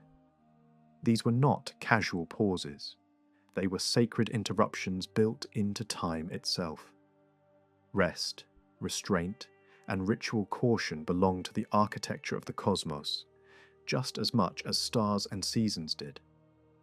This is important because it shows that creation was not only about how the world began, it was also about how time should be lived afterward. The sacred week reflected cosmic order. Time had been measured by the Creator, and human life had to move within that measure. The world was not complete unless its rhythm was also observed. To ignore sacred time was to step out of harmony with the universe. In the end, the surviving Mesopotamian creation material presents a world shaped by a few immense ideas. First, all things emerge from the deep, from the watery abyss that is both source and threat. Second, order is created gradually through naming, separation, appointment, and law. Third, the heavens are central to the structure of the cosmos because the stars, moon, and sun regulate time and reveal divine order. Fourth, living creatures are created in distinct classes and fitted to the world as part of an intelligible design. Fifth, the Creator remains active after creation, preserving justice, regulating powers, and defending the world against chaos. And finally, the signs of beginning are still present in sacred symbols. The tree of life, the dragon of the deep, the divine weapon of light, and the sacred rhythm of 7. The ancient stories of creation preserved in Mesopotamia did not emerge all at once in a single fixed form. They were shaped slowly across generations, carried in memory long before they were ever written down. As they passed from one age to another, they changed. Details shifted, meanings adapted, and entire versions of the same story could exist side by side. What survives today is only a glimpse of that wider tradition. The familiar account of creation unfolding in ordered stages was just one expression among many. Other versions told the story in very different ways, reflecting different regions, different beliefs, and different moments in time. Among these alternative traditions is a striking and fragmentary narrative that presents creation not as a calm process of ordering, but as a violent and uncertain beginning filled with monstrous beings and destructive forces. In this version, the early world is inhabited by strange, hybrid creatures, shaped from combinations of human and animal forms. Some appear with the bodies of men and the faces of birds. Others with features that belong neither fully to the natural world nor to the divine. These beings are not peaceful inhabitants of a settled earth. They are part of a chaotic and unstable creation, still close to its origins in the deep. At the center of this early world stands a primal power associated with the great abyss. This figure represents the untamed forces from which everything first arose. The creatures that fill the early landscape draw their life from this source, nourished by the same chaotic energy that produced them. They grow in strength and number, forming vast hosts under a series of rulers. 7 kings emerge among them, bound together by blood and command, each leading armies that number in the thousands. Their world is not ordered by harmony or law. It is organized by power, expansion, and conflict. The narrative then shifts into a darker tone, describing repeated attempts to confront or control this overwhelming force. Armies are sent out in great numbers, yet none return. Entire forces vanish without trace, consumed by something greater than themselves. The scale of loss becomes almost unimaginable. Tens of thousands disappear, then more, until the land itself is emptied of life. The ruler who recounts these events reflects on what remains of his domain. There is no victory, no restoration, only a landscape filled with ruin, death, and silence. The world, instead of being built up, has been stripped down, reduced to desolation. This version of creation does not follow a simple path from chaos to order. Instead, it reveals a deeper fear that chaos may persist, that destruction may overwhelm any attempt to shape the world. The forces unleashed at the beginning are not easily contained. They resist control, defy authority, and return again and again. Creation, in this sense, is not a single completed act. It is a struggle that must be fought repeatedly. Another tradition approaches this struggle from a different angle, focusing not on armies and kings, but on cosmic disturbance. It tells of 7 powerful spirits, beings that move through the heavens and the depths, with destructive force. These are not ordinary gods. They are agents of disruption, associated with storm, darkness, and violent change. Each one embodies a different form of threat. One strikes like a scorpion of rain, another like a thunderbolt, another takes the form of a great predator. Together, they form a collective force that sweeps across the world like a storm that cannot be resisted. These 7 spirits do not remain confined to one place. They move from city to city, from sky to earth, bringing with them wind, lightning, and darkness. Their presence turns day into gloom. Their movement disturbs the balance of the heavens. At their approach, even the established order of the cosmos begins to falter. The moon, which should shine steadily in its place, is struck and darkened. Its light fades, its cycle breaks, and the sky itself seems to lose its stability. This moment captures a powerful attempt to explain one of the most unsettling events visible in the ancient world: the eclipse. When the moon suddenly darkens, it appears as though something has attacked it, as though a force has swallowed its light. In this tradition, that force is given form. The eclipse becomes a battle, a direct assault by destructive powers against the order of the heavens. The disturbance does not go unnoticed. The higher gods perceive the danger and respond. A message is sent downward into the deep, calling for intervention. From that deep realm comes a figure who embodies intelligence, strategy, and control. He does not act alone. He sends forth his son, a champion figure associated with light and power and decisive action. This figure is not passive. He moves forward to confront the threat directly. Armed with radiant weapons and surrounded by an aura of overwhelming force, the champion advances into the conflict. His presence alone brings a shift in the balance. Where the 7 spirits had spread confusion and darkness, he brings clarity and strength. The battle that follows is not described in full detail, but its outcome is clear. The destructive forces are driven back. The darkness that had overtaken the moon is lifted. The sky is restored to order. This pattern appears again and again in Mesopotamian myth.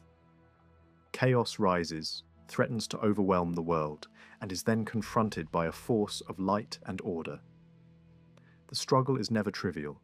It is always immense, always dangerous, and always tied to the fundamental stability of the universe.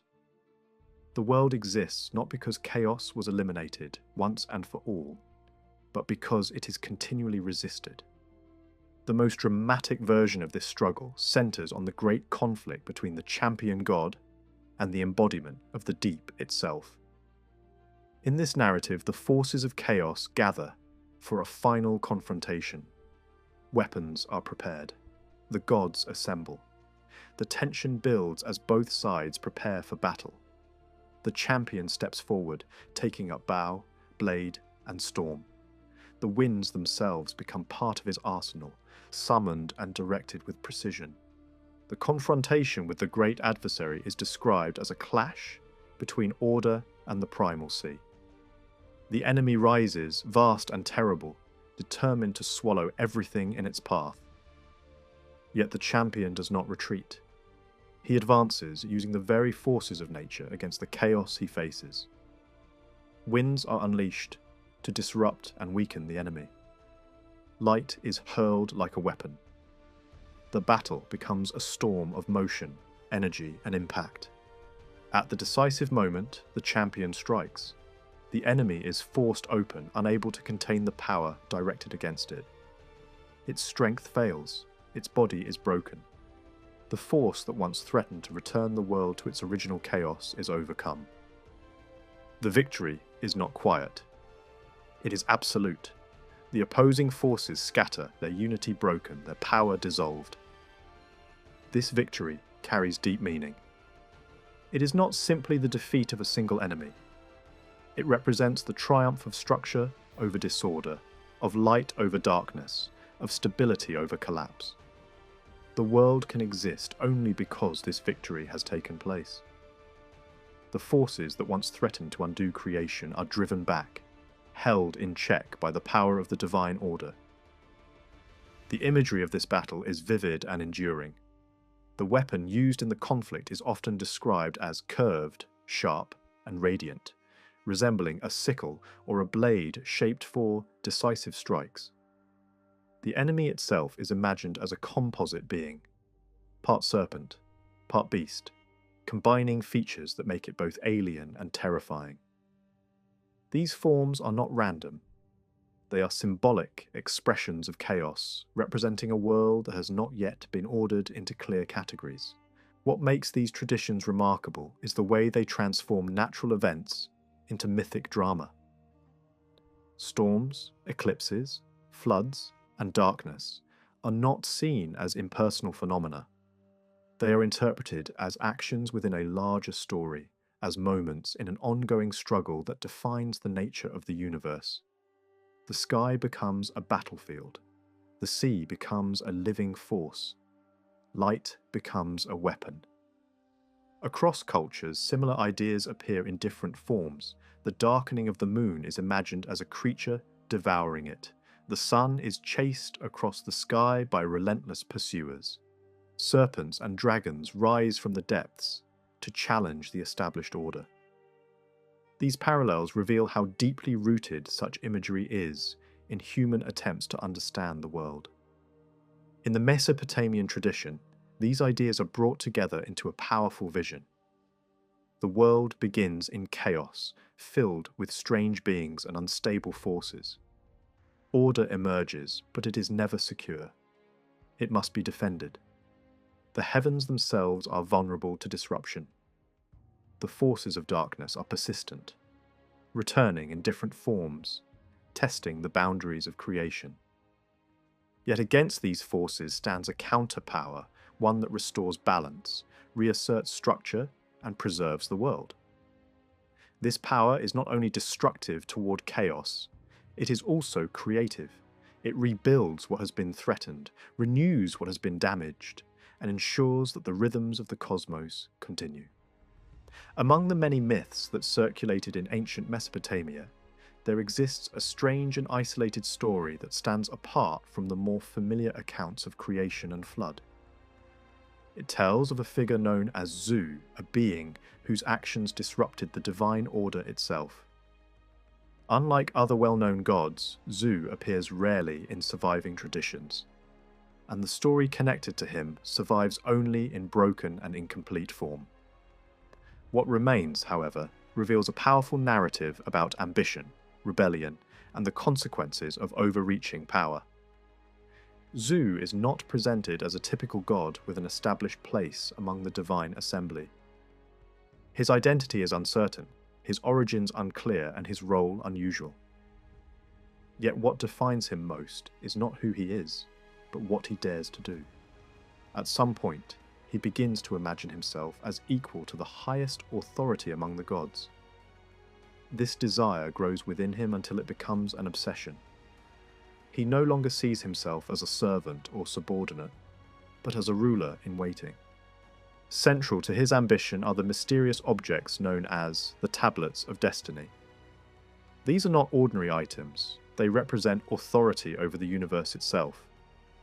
Whoever possesses them holds the power to command the forces of heaven and earth, to shape order, to declare fate, and to rule over both gods and men. For Zu, seizing these tablets becomes the key to transforming his dream into reality. Driven by this desire, he watches for his moment. When the opportunity comes, he acts without hesitation.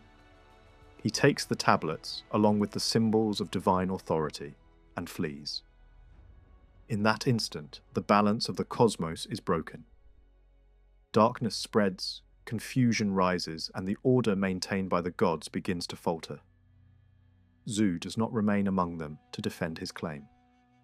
Instead, he retreats into the wild and inaccessible regions of the world, hiding in the mountains far from the reach of those he has defied. The reaction among the gods is immediate. The theft cannot be ignored.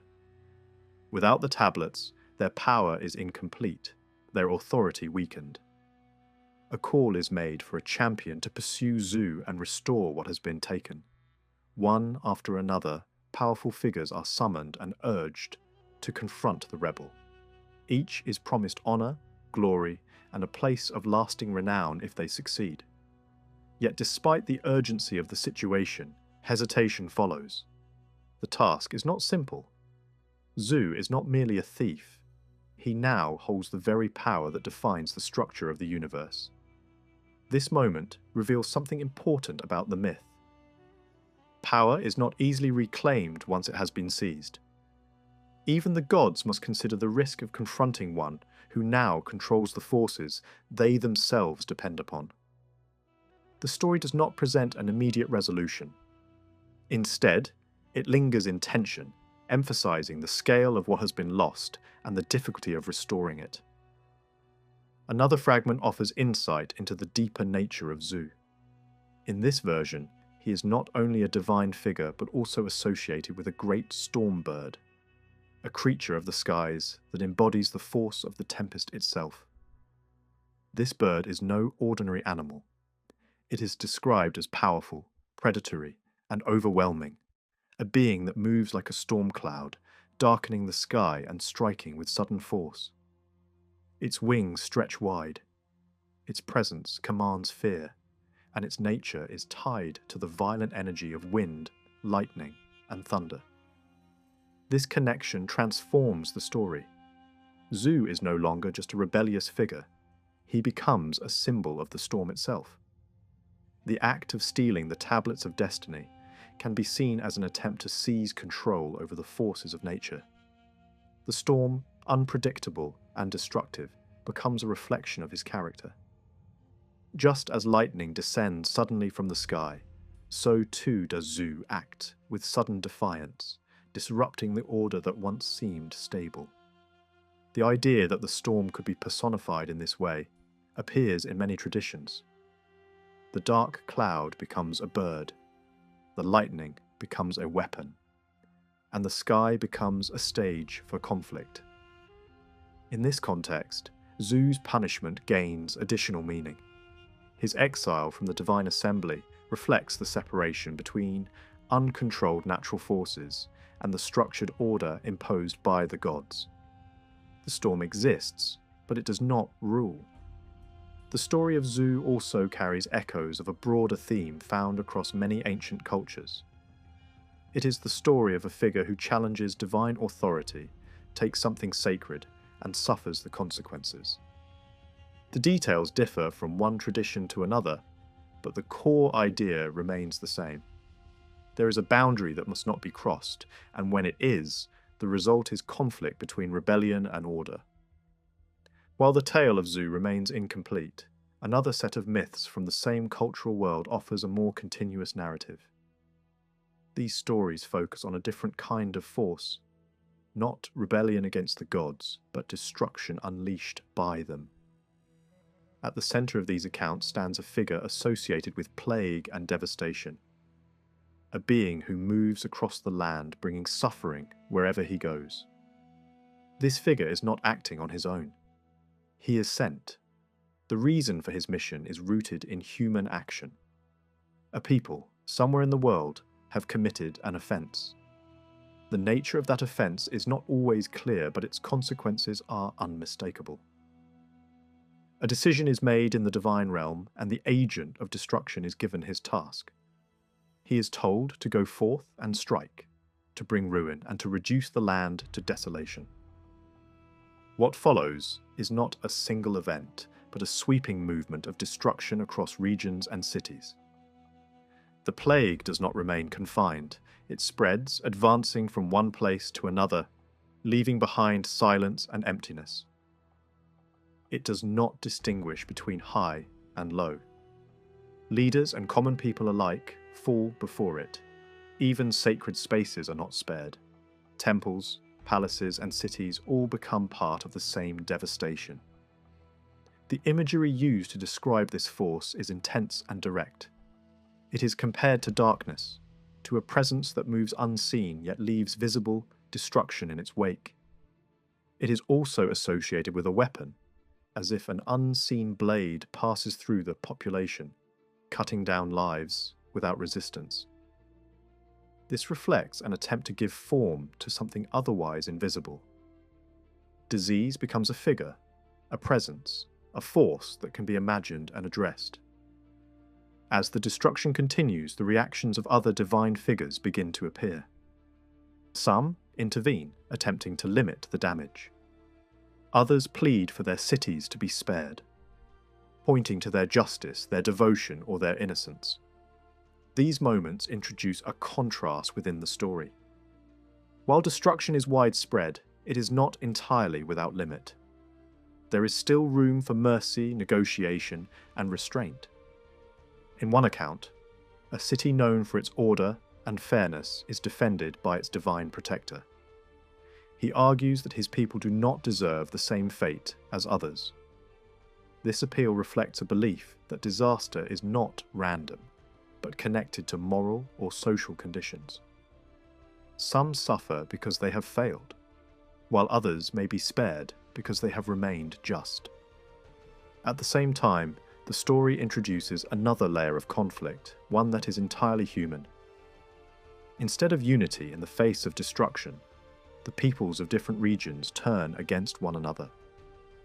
Nations rise against nations, cities against cities, and even individuals against their own kin.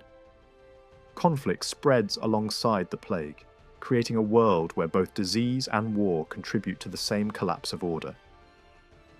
This escalation suggests that destruction is not only imposed from above, but also generated from within. Human actions amplify the crisis. Violence feeds violence, and the breakdown of unity accelerates the fall of entire regions. The world becomes fragmented, unstable, and increasingly hostile. Eventually, the force of destruction is brought to a halt. This does not happen suddenly, nor is it described as a simple reversal. Instead, it is the result of intervention, persuasion, and the restoration of balance. The destructive figure is restrained, his advance stopped, and the possibility of recovery begins. The final part of the story shifts in tone. Instead of focusing on destruction, it turns to memory and preservation. The figure who once brought devastation is now remembered in song. His power is acknowledged, his actions recounted, and his presence transformed into something that can be understood and even respected. Those who speak of him, who remember his deeds, are promised protection. In this way, fear is turned into ritual, and destruction becomes part of a larger system of meaning. This transformation reflects a broader pattern in ancient thought. Forces that cannot be controlled are not ignored. They are incorporated into belief, given form, and placed within a structure that allows them to be addressed. By naming them, telling their stories, and integrating them into ritual, people find a way to live alongside them. Together, these myths reveal a world in which power is never static. Authority can be challenged, as in the story of Zu. Order can collapse, as in the spread of plague.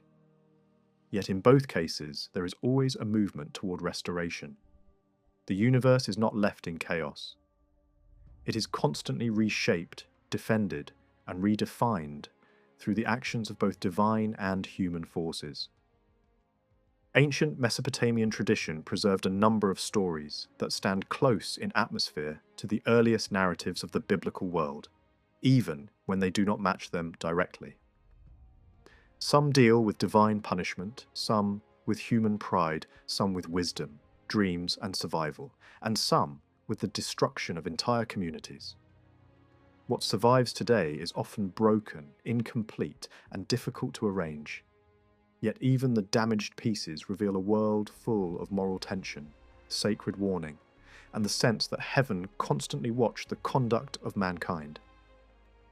One of the most curious of these narratives centers on a man named Atapi, sometimes called Atapi the Man.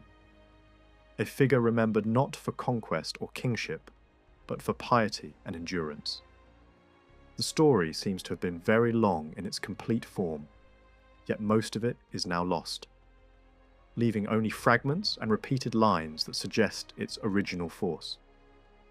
It begins not with a public disaster, but with a private conflict. A mother and daughter quarrel. The mother closes her door and refuses to receive the girl. The daughter is cast out, left to the street. Another man, named Zamu, appears somewhere in the background of the dispute, though his exact role is no longer clear. At the edge of these events stands Atapi, living quietly beside the northern river, devout toward the gods, yet seemingly separate from the domestic trouble unfolding around him.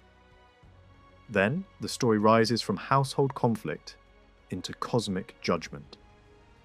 Bel, angered by the corruption of the world, gathers the divine assembly and declares that punishment will fall upon mankind.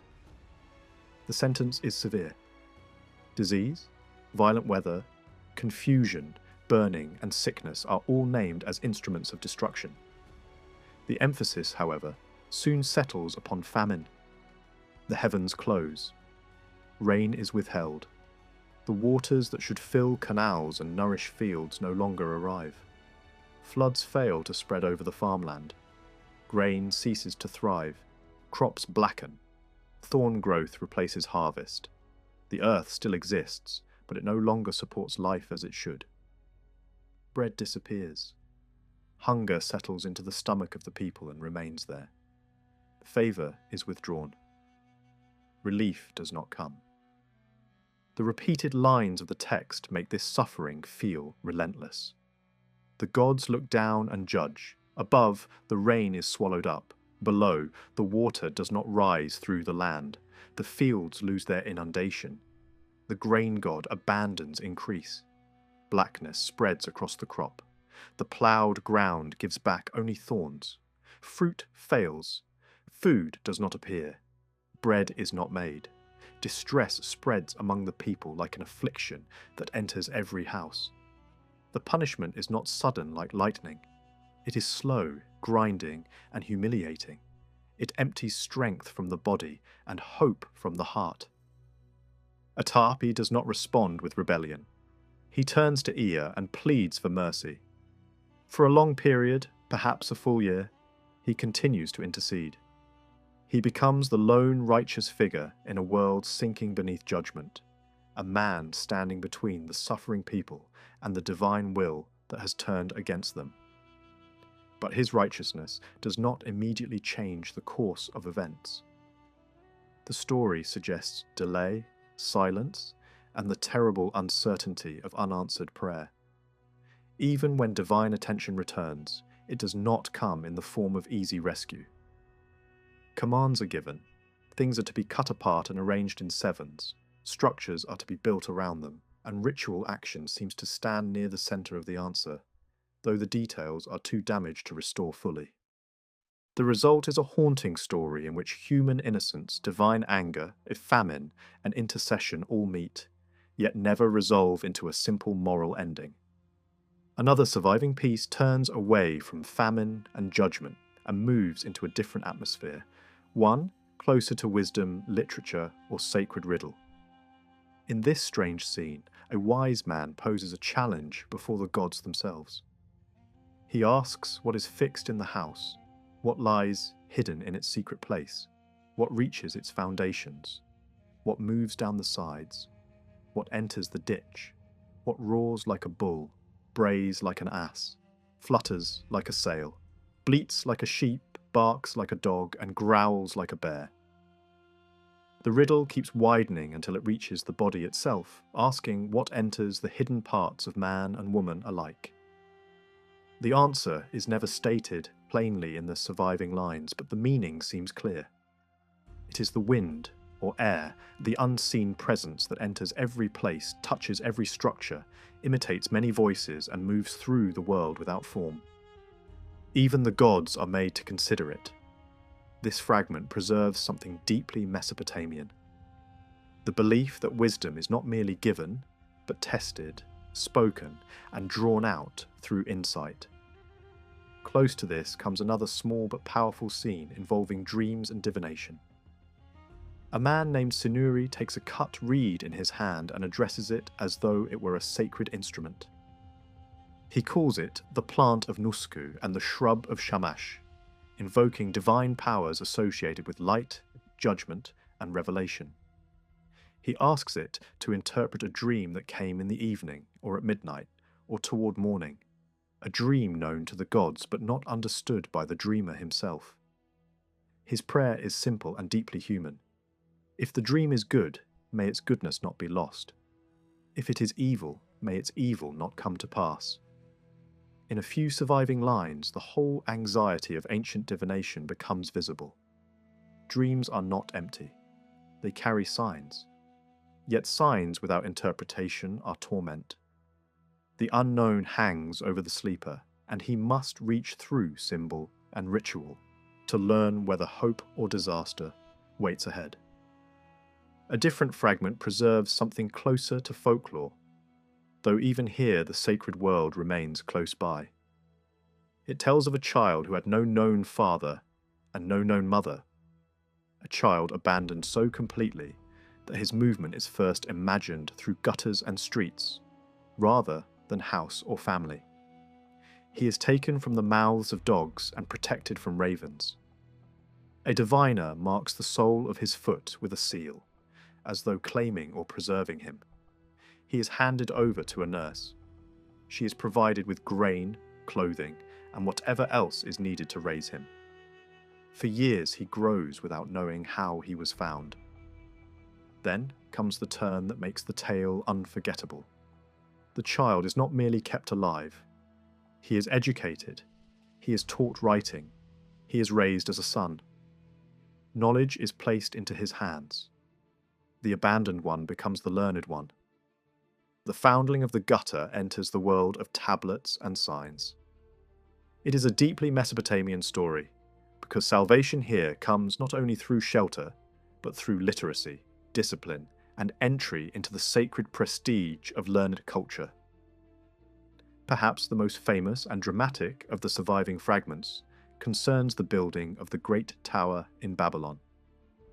The full native story has not survived, but enough remains to show that Mesopotamian tradition knew of a monumental act of human arrogance, followed by divine confusion and ruin. The text opens in anger. The heart of the great divine Father is set against the builders. Something in their purpose is evil. Something in the work itself has crossed a boundary that should not have been crossed. The lines suggest that both the city and the towering mound rising within it had become objects of offence. Small and great, were caught in the same judgment. By day, the walls were raised. By night, destruction answered them. What men built in daylight did not remain secure when darkness returned. The divine decision is not only to destroy, but to confuse. Speech itself becomes the target. Counsel is made strange. Plans lose their unity. The builders are no longer able to act with one mind. There is no need for a long explanation, because the emotional force is immediate. A people joined by ambition is broken by language. The work itself becomes unstable because the thought behind it has been shattered. In another surviving piece, the gods are shown lamenting over Babylon, even as judgment falls, which gives the story added depth. This is not a simple tale of mockery, it is tragedy. Babylon weeps. The gods themselves weep for what has happened. Order is restored, but at the cost of human unity and pride. The destruction of the tower appears to have come through wind. The raging force of the sky breaks the work and ends the project. This detail matters. The tower is not merely abandoned, it is overthrown by powers above. Heaven itself responds. The builders had tried to force an ascent, to establish a human structure that reached beyond its rightful place, and the answer comes through a violence that reminds them of their limits. This gives the story the grandeur of an ancient warning against overreaching ambition. It is not anti-building, nor anti-city. Mesopotamia admired immense building works more than almost any civilization. What is condemned here is not construction itself, but pride raised into defiance. The physical memory of such a tower would naturally have survived in the ruined masses of Babylon and its great temple complexes. Monumental stepped towers dominated the sacred landscape. Massive brick terraces rose one above another toward the sky. Their colours, levels, and celestial associations gave them cosmic meaning. A tower in Babylon was never just a building. It was a statement about the relation between earth and heaven. That is why such a monument could become the centre of a moral legend. When unfinished or ruined, it could easily be remembered not only as architecture, but as a warning. Near this tradition stands another fragment that seems to preserve memory of a divine destruction falling from above upon guilty cities. The lines are brief but vivid. Punishment descends from heaven and from the deep together, as though the upper and lower waters unite in judgment.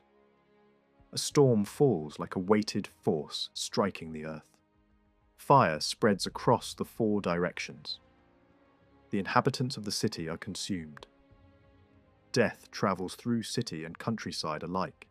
Flames rise and overturn everything. Free man and slave become equal in destruction. High places are filled. Heaven and earth seem to rain down wrath together. The gods themselves hurry toward refuge. Such is the scale of what has been unleashed, that even divine beings gather in alarm. The scene is remarkable because it joins flood imagery and fire imagery into one overwhelming act of judgment. The city's foundations are defiled. Bodies are consumed. A voice calls to one man, and the thunderbolt descends. The text breaks there, but the implication is powerful. One man may have been singled out, warned, or spared, while others perished. Whether or not the fragment once told a story exactly like later traditions of a righteous man escaping doomed neighbours, it clearly belongs to the same imaginative world. Cities steeped in guilt, heaven responding with fire, and one figure standing at the edge of destruction. Taken together, these fragments reveal how broad and emotionally charged Mesopotamian narrative tradition could be. It was not limited to great cosmic myths about the first days of the world. It also explored the collapse of households, the suffering of famine, the burden of unanswered prayer, the search for meaning in dreams, the rise of abandoned children, the danger of collective arrogance, and the ruin of cities judged from above. In each case, the human and divine worlds remain bound together. Famine is never only weather. Confusion is never only social breakdown. Fire is never only disaster. Everything points beyond itself toward a moral and sacred order that can sustain or destroy. Atapi remains one of the most moving figures in this landscape. He does not conquer, he does not build a kingdom, and he does not force the will of heaven. He pleads, endures, and stands firm while the world around him suffers. The wise man with the riddle reveals that even the gods are drawn into the mystery of what cannot be seen directly. Sinuri shows how fragile human certainty becomes before the darkness of dreams. The abandoned child reminds us that fate can reverse itself and that civilization often imagined redemption through education and writing. The builders of the tower reveal the intoxicating danger of collective ambition. The burned cities show how absolute divine punishment could be imagined when a community had crossed beyond return. All of this belongs to one larger Mesopotamian vision. The world is meaningful, but unstable. Civilization is glorious, but vulnerable. Human beings can rise, but they can also offend powers greater than themselves. And memory preserves not only victories, but warnings. These stories survive in fragments, yet their force remains intact. They speak of hunger, greed, speech, wisdom, destruction, and survival with a gravity that still feels ancient in the strongest sense. They do not flatter mankind. They place humanity inside a vast moral universe where heaven observes, judges, withholds, confuses, burns, or reveals, and where a single prayer, a single dream, or a single righteous man may stand against the fate of many. The early 1260s marked a turning point in the history of the Mongol world. A bitter struggle for supremacy erupted between Kublai Khan and Arik Boke in the east, while at nearly the same time a violent conflict broke out between Hulagu Khan and Berke Khan in the west. These overlapping wars shattered what had once been a unified empire. In their aftermath, the vast dominions created by Genghis Khan were no longer governed as a single political entity. Instead, they evolved into several powerful states, each pursuing its own interests, while still claiming a shared heritage. Out of this transformation emerged four major centres of power. In the east, Kublai established his authority over China and Mongolia, ruling what became known as the Yuan Empire. Across Iran, Iraq, and parts of Anatolia, Hulagu's successors governed the Ilkhanate, a state deeply intertwined with the Islamic world. In Central Asia, the lands associated with Chagatai formed another major realm, while the western steppes fell under the descendants of Yochi, often referred to as the Golden Horde. These divisions did more than redraw political boundaries. They also split the Muslim populations of the empire, placing them under different rulers and conditions, from minority status in China to dominant communities in Central Asia and Iran. Yet this fourfold division does not fully capture the complexity of the situation. Other political formations existed alongside these major powers. In the western reaches of Siberia, a separate branch of the Yochid lineage ruled independently, despite formally acknowledging the authority of their relatives. In Central Asia, the ambitious Prince Kaidu carved out a vast and influential domain that rivaled the established Khanates for decades. Meanwhile, groups of displaced Mongol forces formed their own independent communities, such as the Neguderi Mongols, who dominated frontier regions between Iran, Central Asia, and India and operated beyond the control of any single ruler.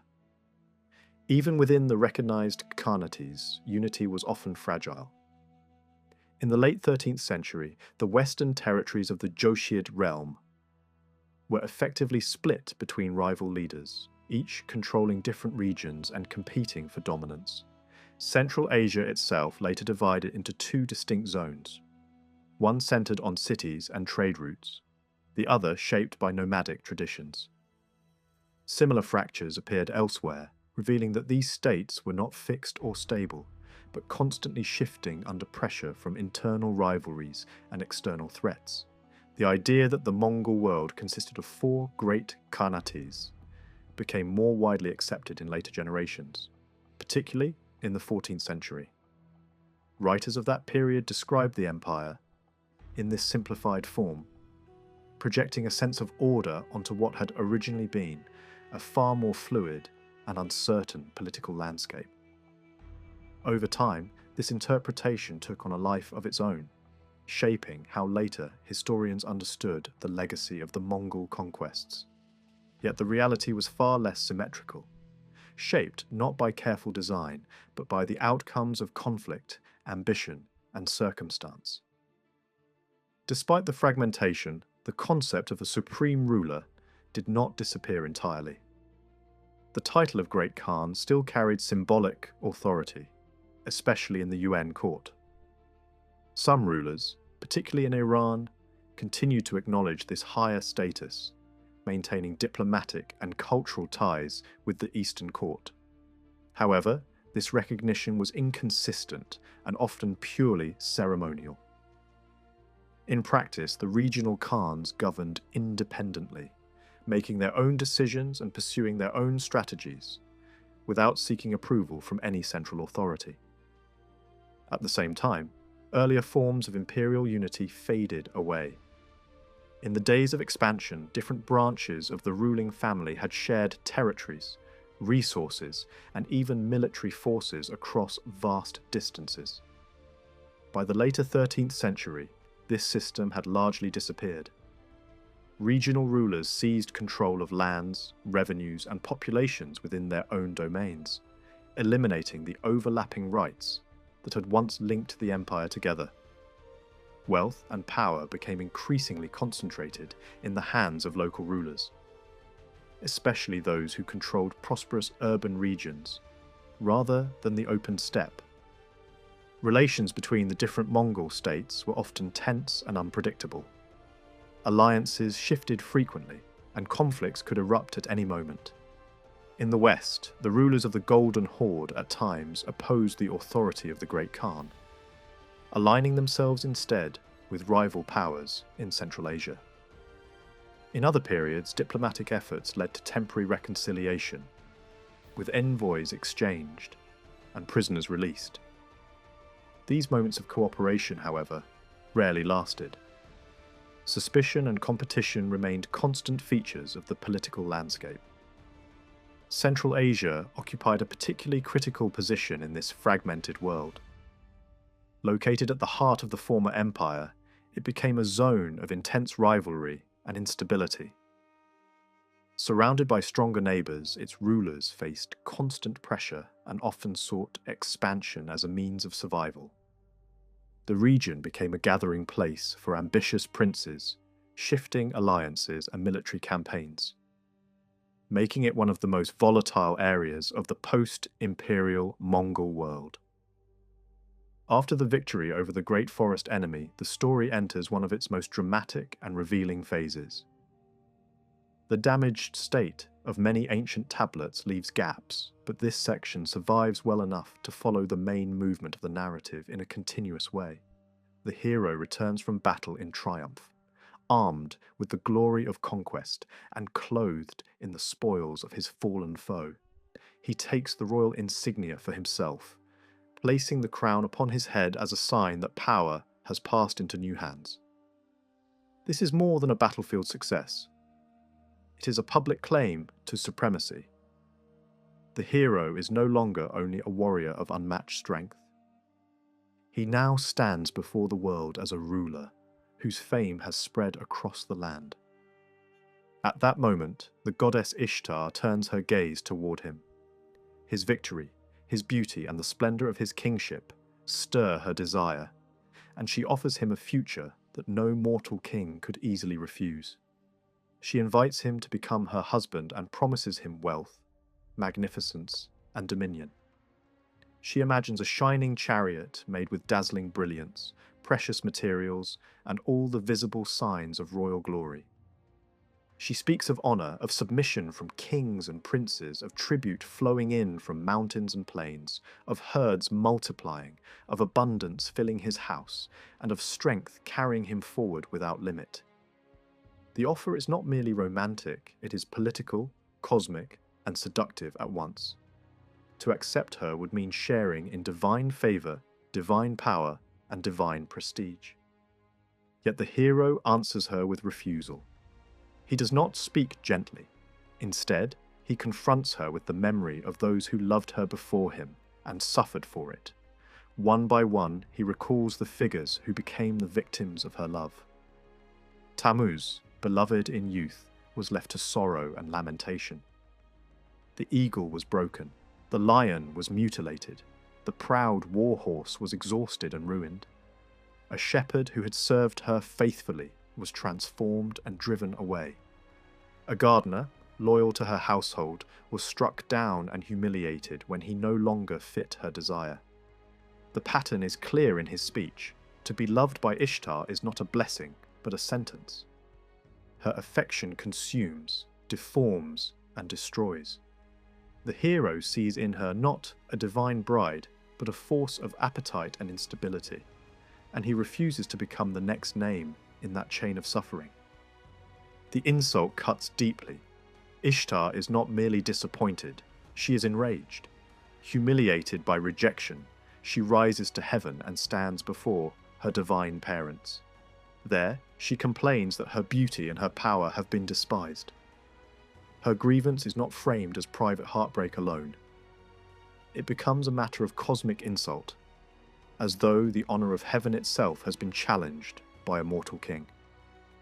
She demands vengeance, and what she seeks is no ordinary punishment. She asks for the creation of the Bull of Heaven, a monstrous force of destruction capable of bringing devastation upon the hero and his city. The request is dangerous even by divine standards, for such a creature does not only kill, it tears the world apart. What follows is an eruption of violence on a vast scale. The Bull of Heaven descends as an instrument of wrath, and in the broken remains of the old account, its destructive power can still be felt. Warriors fall. The earth is torn open. Divisions form around the beast as men struggle to contain it. But the hero does not face it alone. At his side stands Enkidu, his companion in triumph and danger. Together, they confront the divine monster in one of the great heroic scenes of the tradition. Enkidu seizes the bull, grappling with it directly, holding it fast by its body while the hero moves in for the killing strike. The battle is fierce, but it ends with the beast brought down. A force sent from heaven to destroy them has itself been destroyed by human courage, strength, and companionship. This victory does not calm the conflict. It makes the insult even worse. Ishtar ascends the walls and cries out in grief and fury over the death of the Bull of Heaven, cursing the hero who has humiliated her again. Enkidu answers her with savage defiance. In one of the most shocking gestures in the story, he tears off part of the slain beast and throws it before her. It is an act of open contempt, a deliberate reversal of the divine threat she had sent against them. The goddess gathers her attendants and mourns, while the hero turns instead towards celebration. The people admire the size and magnificence of the fallen bull. Its body is measured, its power admired, and its remains are treated as proof of the hero's strength. The companions wash their hands in the Euphrates, ride through the streets of Uruk, and receive the acclaim of the city. Publicly, visibly, triumph belongs to them. Then the mood shifts, joy gives way to foreboding, a feast is held and the palace becomes a place of rest. But the rest is uneasy. Enkidu lies down and dreams, and in these dreams the world of the gods begins to answer back. The surviving fragments from the next stage of the tale are far more broken, but their meaning is unmistakable. The victory over the Bull of Heaven is not without consequence. What was celebrated among men becomes a matter of judgment among the divine powers.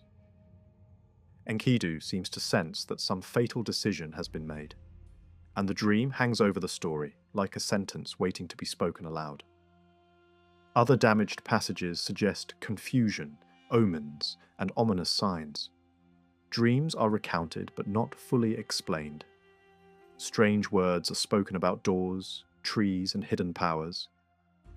Some fragments seem to preserve exchanges in which Enkidu addresses living trees or speaks of a mysterious wooden structure whose dimensions and character matter in ways no longer fully clear. Elsewhere, dreams of mountains, storms, thunder, fire, and darkness appear, as if the natural world itself were turning into a language of warning. Nothing in these sections feels stable. The tone is unsettled, visionary, and feverish. It is as though the order established by victory is slowly being undone by forces beyond human control. At the center of this change stands Enkidu's illness. The surviving lines move through the passing of days with painful slowness. He lies on his bed as one who has been struck not by an ordinary wound, but by a sentence from above. Day follows day. His condition worsens. The heroic balance between the two companions begins to collapse. The one who fought beside the king, the one who stood with him against monsters, now wastes away under a doom that cannot be met with sword or courage. The fragments do not preserve a clean and full account of his death, but the emotional direction is unmistakable. The strong companion is being taken away, and the king can do nothing to stop it. This loss transforms the hero completely. The proud conqueror of the forest and the slayer of the bull of heaven becomes a man overwhelmed by grief and terror. He does not mourn Enkidu only as a friend. He sees in his friend's death the future that waits for all mortals, including himself. Sickness enters his heart. The certainty of death presses upon him. He can no longer remain secure in the city, surrounded by walls and praise, because none of those things can protect a human being from the fate that has now shown its face so clearly. So he leaves civilization behind and enters the wilderness. His wandering begins in sorrow. He weeps over Enkidu and moves through the desert like a man driven by fear as much as by grief. He sets his course toward the distant figure who is said to possess knowledge beyond ordinary men, the ancient survivor who somehow crossed the boundary that all others must obey. The journey is not framed as conquest. It is a desperate search for an answer. If anyone can speak about life and death with authority, it is the one who has already passed through the greatest destruction and still endures. As the hero travels, the world around him becomes increasingly strange. He dreams by night and prays to the powers above for protection and understanding. He enters remote lands where the ordinary boundaries between earth, sky, and underworld seem to collapse into one another. One of the most memorable scenes unfolds when he reaches the mountain at the edge of the world, the place associated with the path of the sun. There, guarding the gate, stand terrifying scorpion beings. Their forms unite the human and the monstrous. Their presence is so overwhelming that forests seem to fall before their splendor. Their heads touch the heavens while their lower being descends into the depths. They are guardians not merely of a place, but of a cosmic threshold. They look upon the traveller and recognize something unsettling in him. His body bears a trace of the divine, yet his weakness reveals that he is mortal. He speaks his purpose and tells them he seeks the distant one who knows the secret of life and death. The Guardians describe the road ahead as terrible, a route of darkness and extremity, but they allow him to pass. From that point, he enters the tunnel of the sun, a realm of deep darkness, where he moves forward without light, unable to look behind him, pressing on stage after stage through suffocating blackness. This is one of the great symbolic passages of the tale. He walks a road that resembles death itself, a journey through an unseen world in pursuit of forbidden knowledge. At last, light returns. The hero emerges into a marvelous region unlike anything in the human world. He beholds a garden or forest of divine brilliance, where trees do not bear ordinary fruit, but shining stones and radiant treasures. Their branches glitter. Their growth seems fashioned from crystal, emerald, and luminous matter. This is not a place of agriculture or survival. It is a place of wonder existing beyond the familiar life of men. Yet even here the hero does not stop. Beauty does not cure his fear. Splendor does not erase his grief. He presses onward until he reaches the shore of the great sea. There, he encounters a woman who keeps watch at the edge of the world. Seeing him approach in his exhausted and disordered state, marked by hardship and covered with the signs of long wandering, she draws back and shuts herself away. He is no longer recognizable as a triumphant king. He looks like someone who has come from suffering, not from glory. When she bars her door, he demands to know why she fears him and asks again for the road to the one he seeks.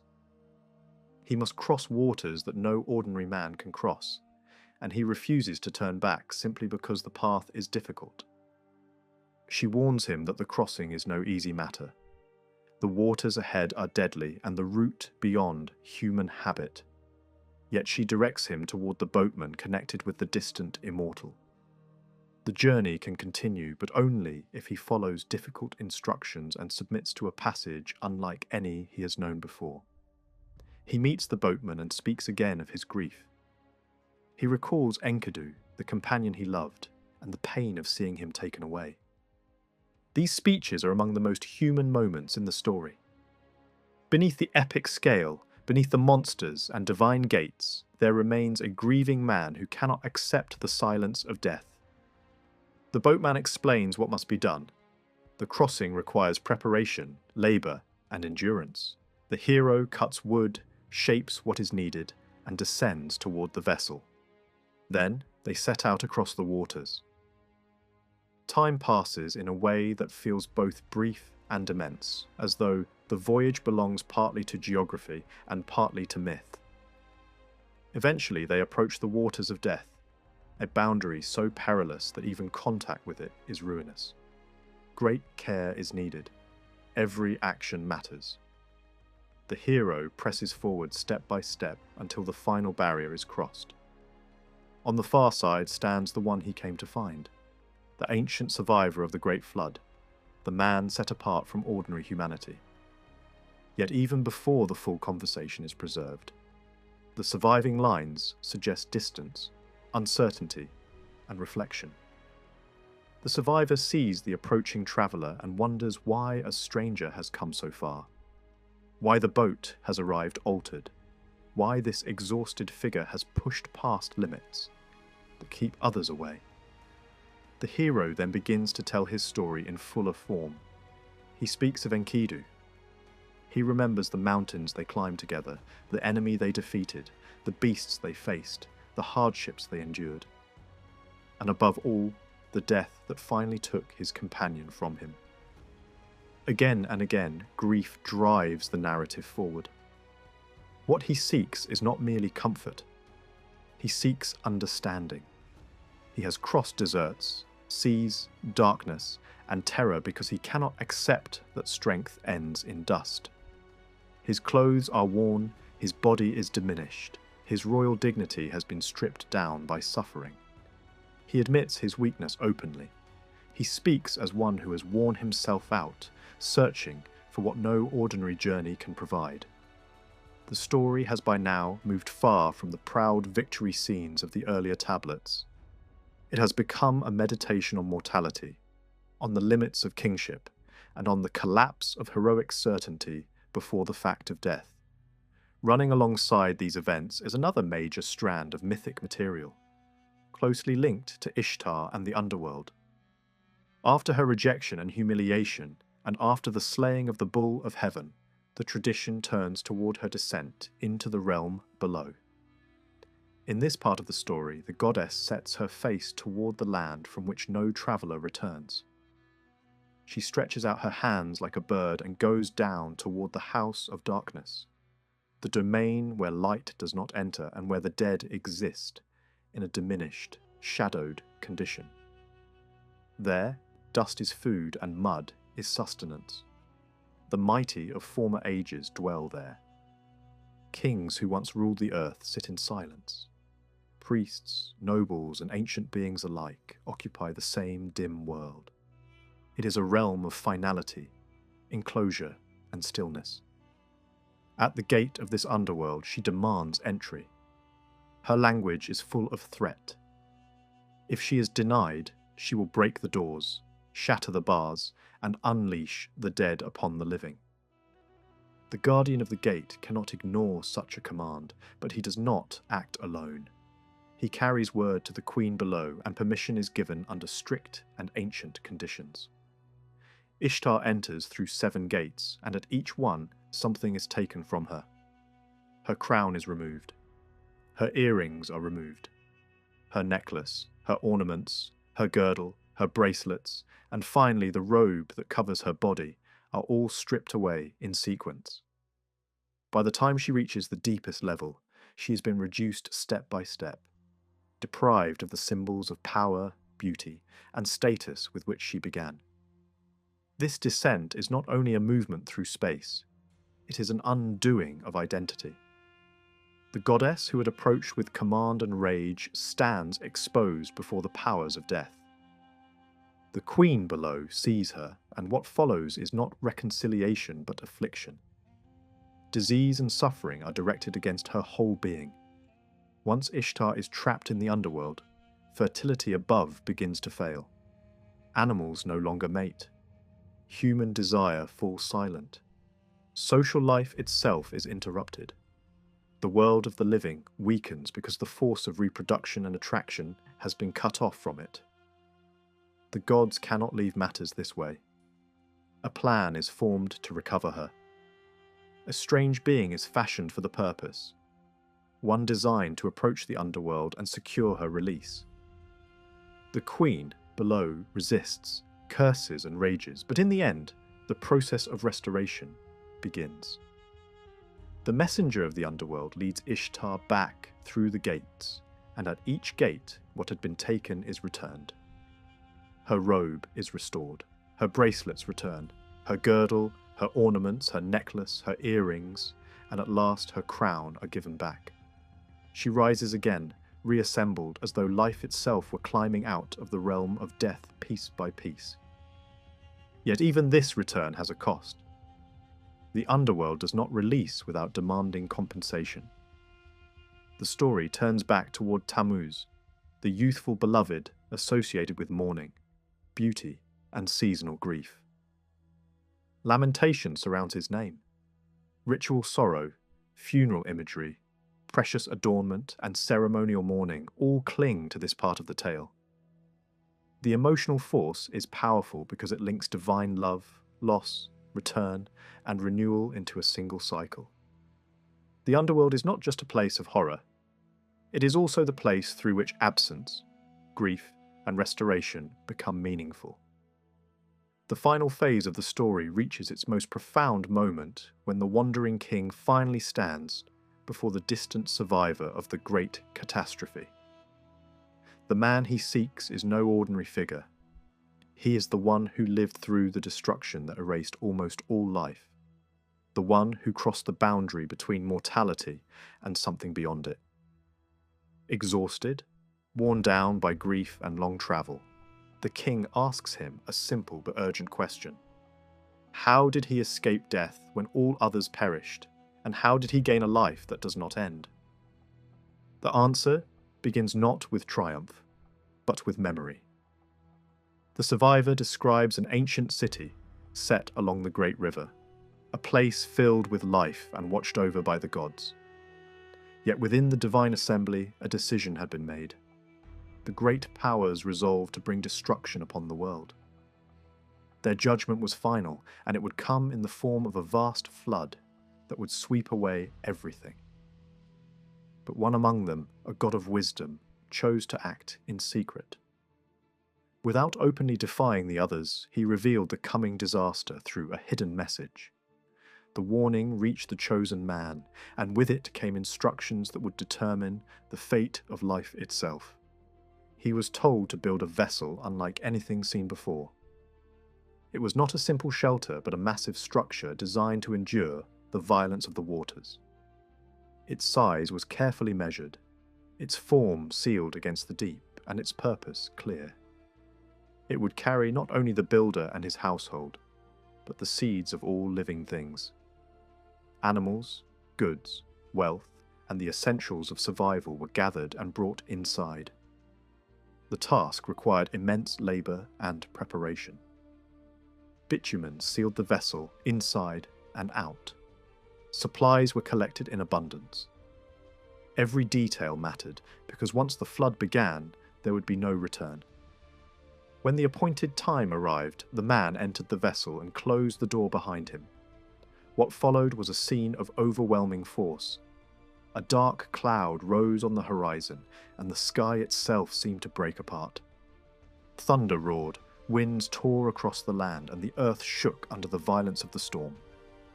Waters rose from every direction, swallowing fields, cities, and all living beings. The flood was not a slow or gentle rising. It was sudden, furious, and absolute. People could no longer recognize one another. The order of the world collapsed in a matter of moments. Even the gods were shaken by what they had unleashed. Fear spread among them as they withdrew from the chaos they had created. The storm raged without pause for days, its power unbroken. The world below disappeared beneath the waters, and life, as it had been known, ceased to exist. At last, after a period of relentless destruction, the storm began to weaken. The winds calmed, the waters settled, and silence returned where chaos had ruled. Inside the vessel, the survivor waited. When the noise of the storm faded, he opened a window and looked out upon a transformed world. There was no land in sight, only water stretching in every direction. The bodies of the dead drifted like debris, and all that had once been alive was gone. Grief overcame him, and he wept at the sight of what had been lost. Yet he continued to watch, searching for any sign that the waters were receding. Eventually the vessel came to rest upon a mountain. It did not move, held fast by the land beneath it. For several days it remained there, unmoving, while the waters slowly withdrew. To test whether the earth had begun to emerge, the survivor released birds one by one. Each time they returned, unable to find a place to rest. At last, one did not come back. It had found land, and that was enough to signal that the flood had ended. With this sign, the man left the vessel. He offered a sacrifice in gratitude, building an altar upon the mountain and presenting offerings to the divine powers. The scent rose upward, and the gods gathered, drawn by it. In that moment, regret entered their hearts. The destruction had been too great, too complete.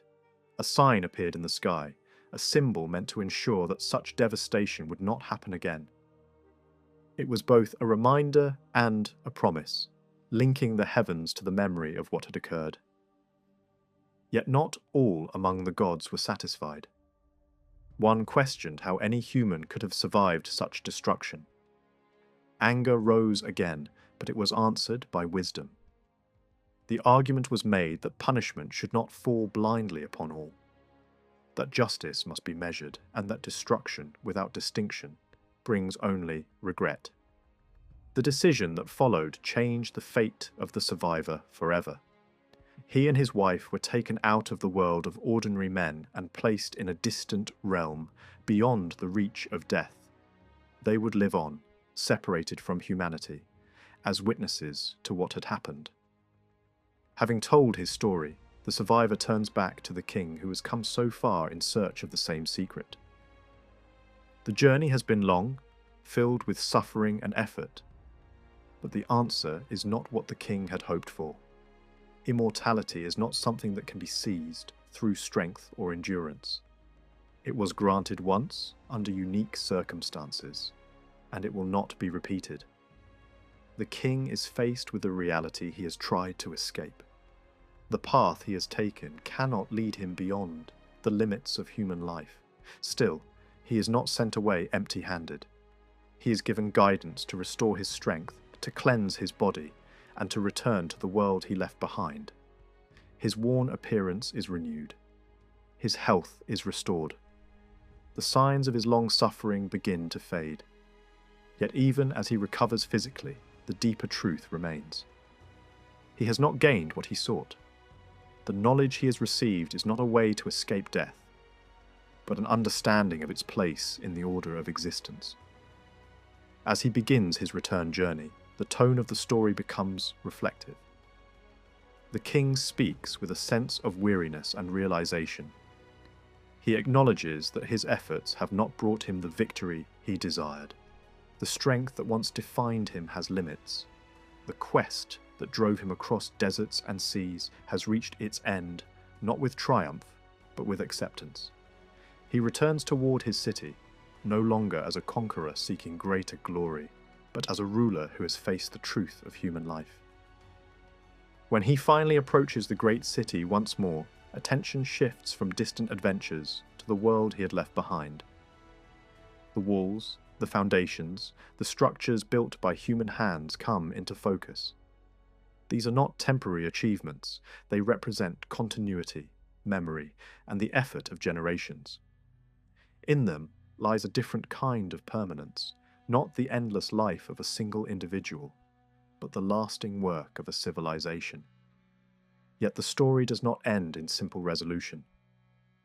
The memory of Enkidu returns once more, and with it the sorrow that began this journey. The king mourns his friend again, recalling what it means to be taken by the earth. Death is described not as a distant abstraction, but as a condition that removes a person from all the actions of life. The dead do not eat, do not act, do not embrace those they love. They are separated from the world of the living in every way that matters. In one final moment, the boundary between the living and the dead seems to open briefly. The spirit of the lost companion appears and speaks, offering a glimpse into the condition that lies beyond life. It is not a place of glory, it is a place of stillness, of fading, of diminished existence. The image is stark and unadorned. It strips away any illusion that death might be overcome through strength or heroism. With this, the story closes. The great journey that began with ambition and power ends with knowledge and limitation. The king who sought to defeat death returns having learned that such a victory is not meant for humanity. What remains instead is memory, achievement, and the enduring presence of what has been built. The epic leaves behind not a promise of immortality, but a recognition of the human condition, shaped by effort, loss, and the search for meaning in a world where life is finite.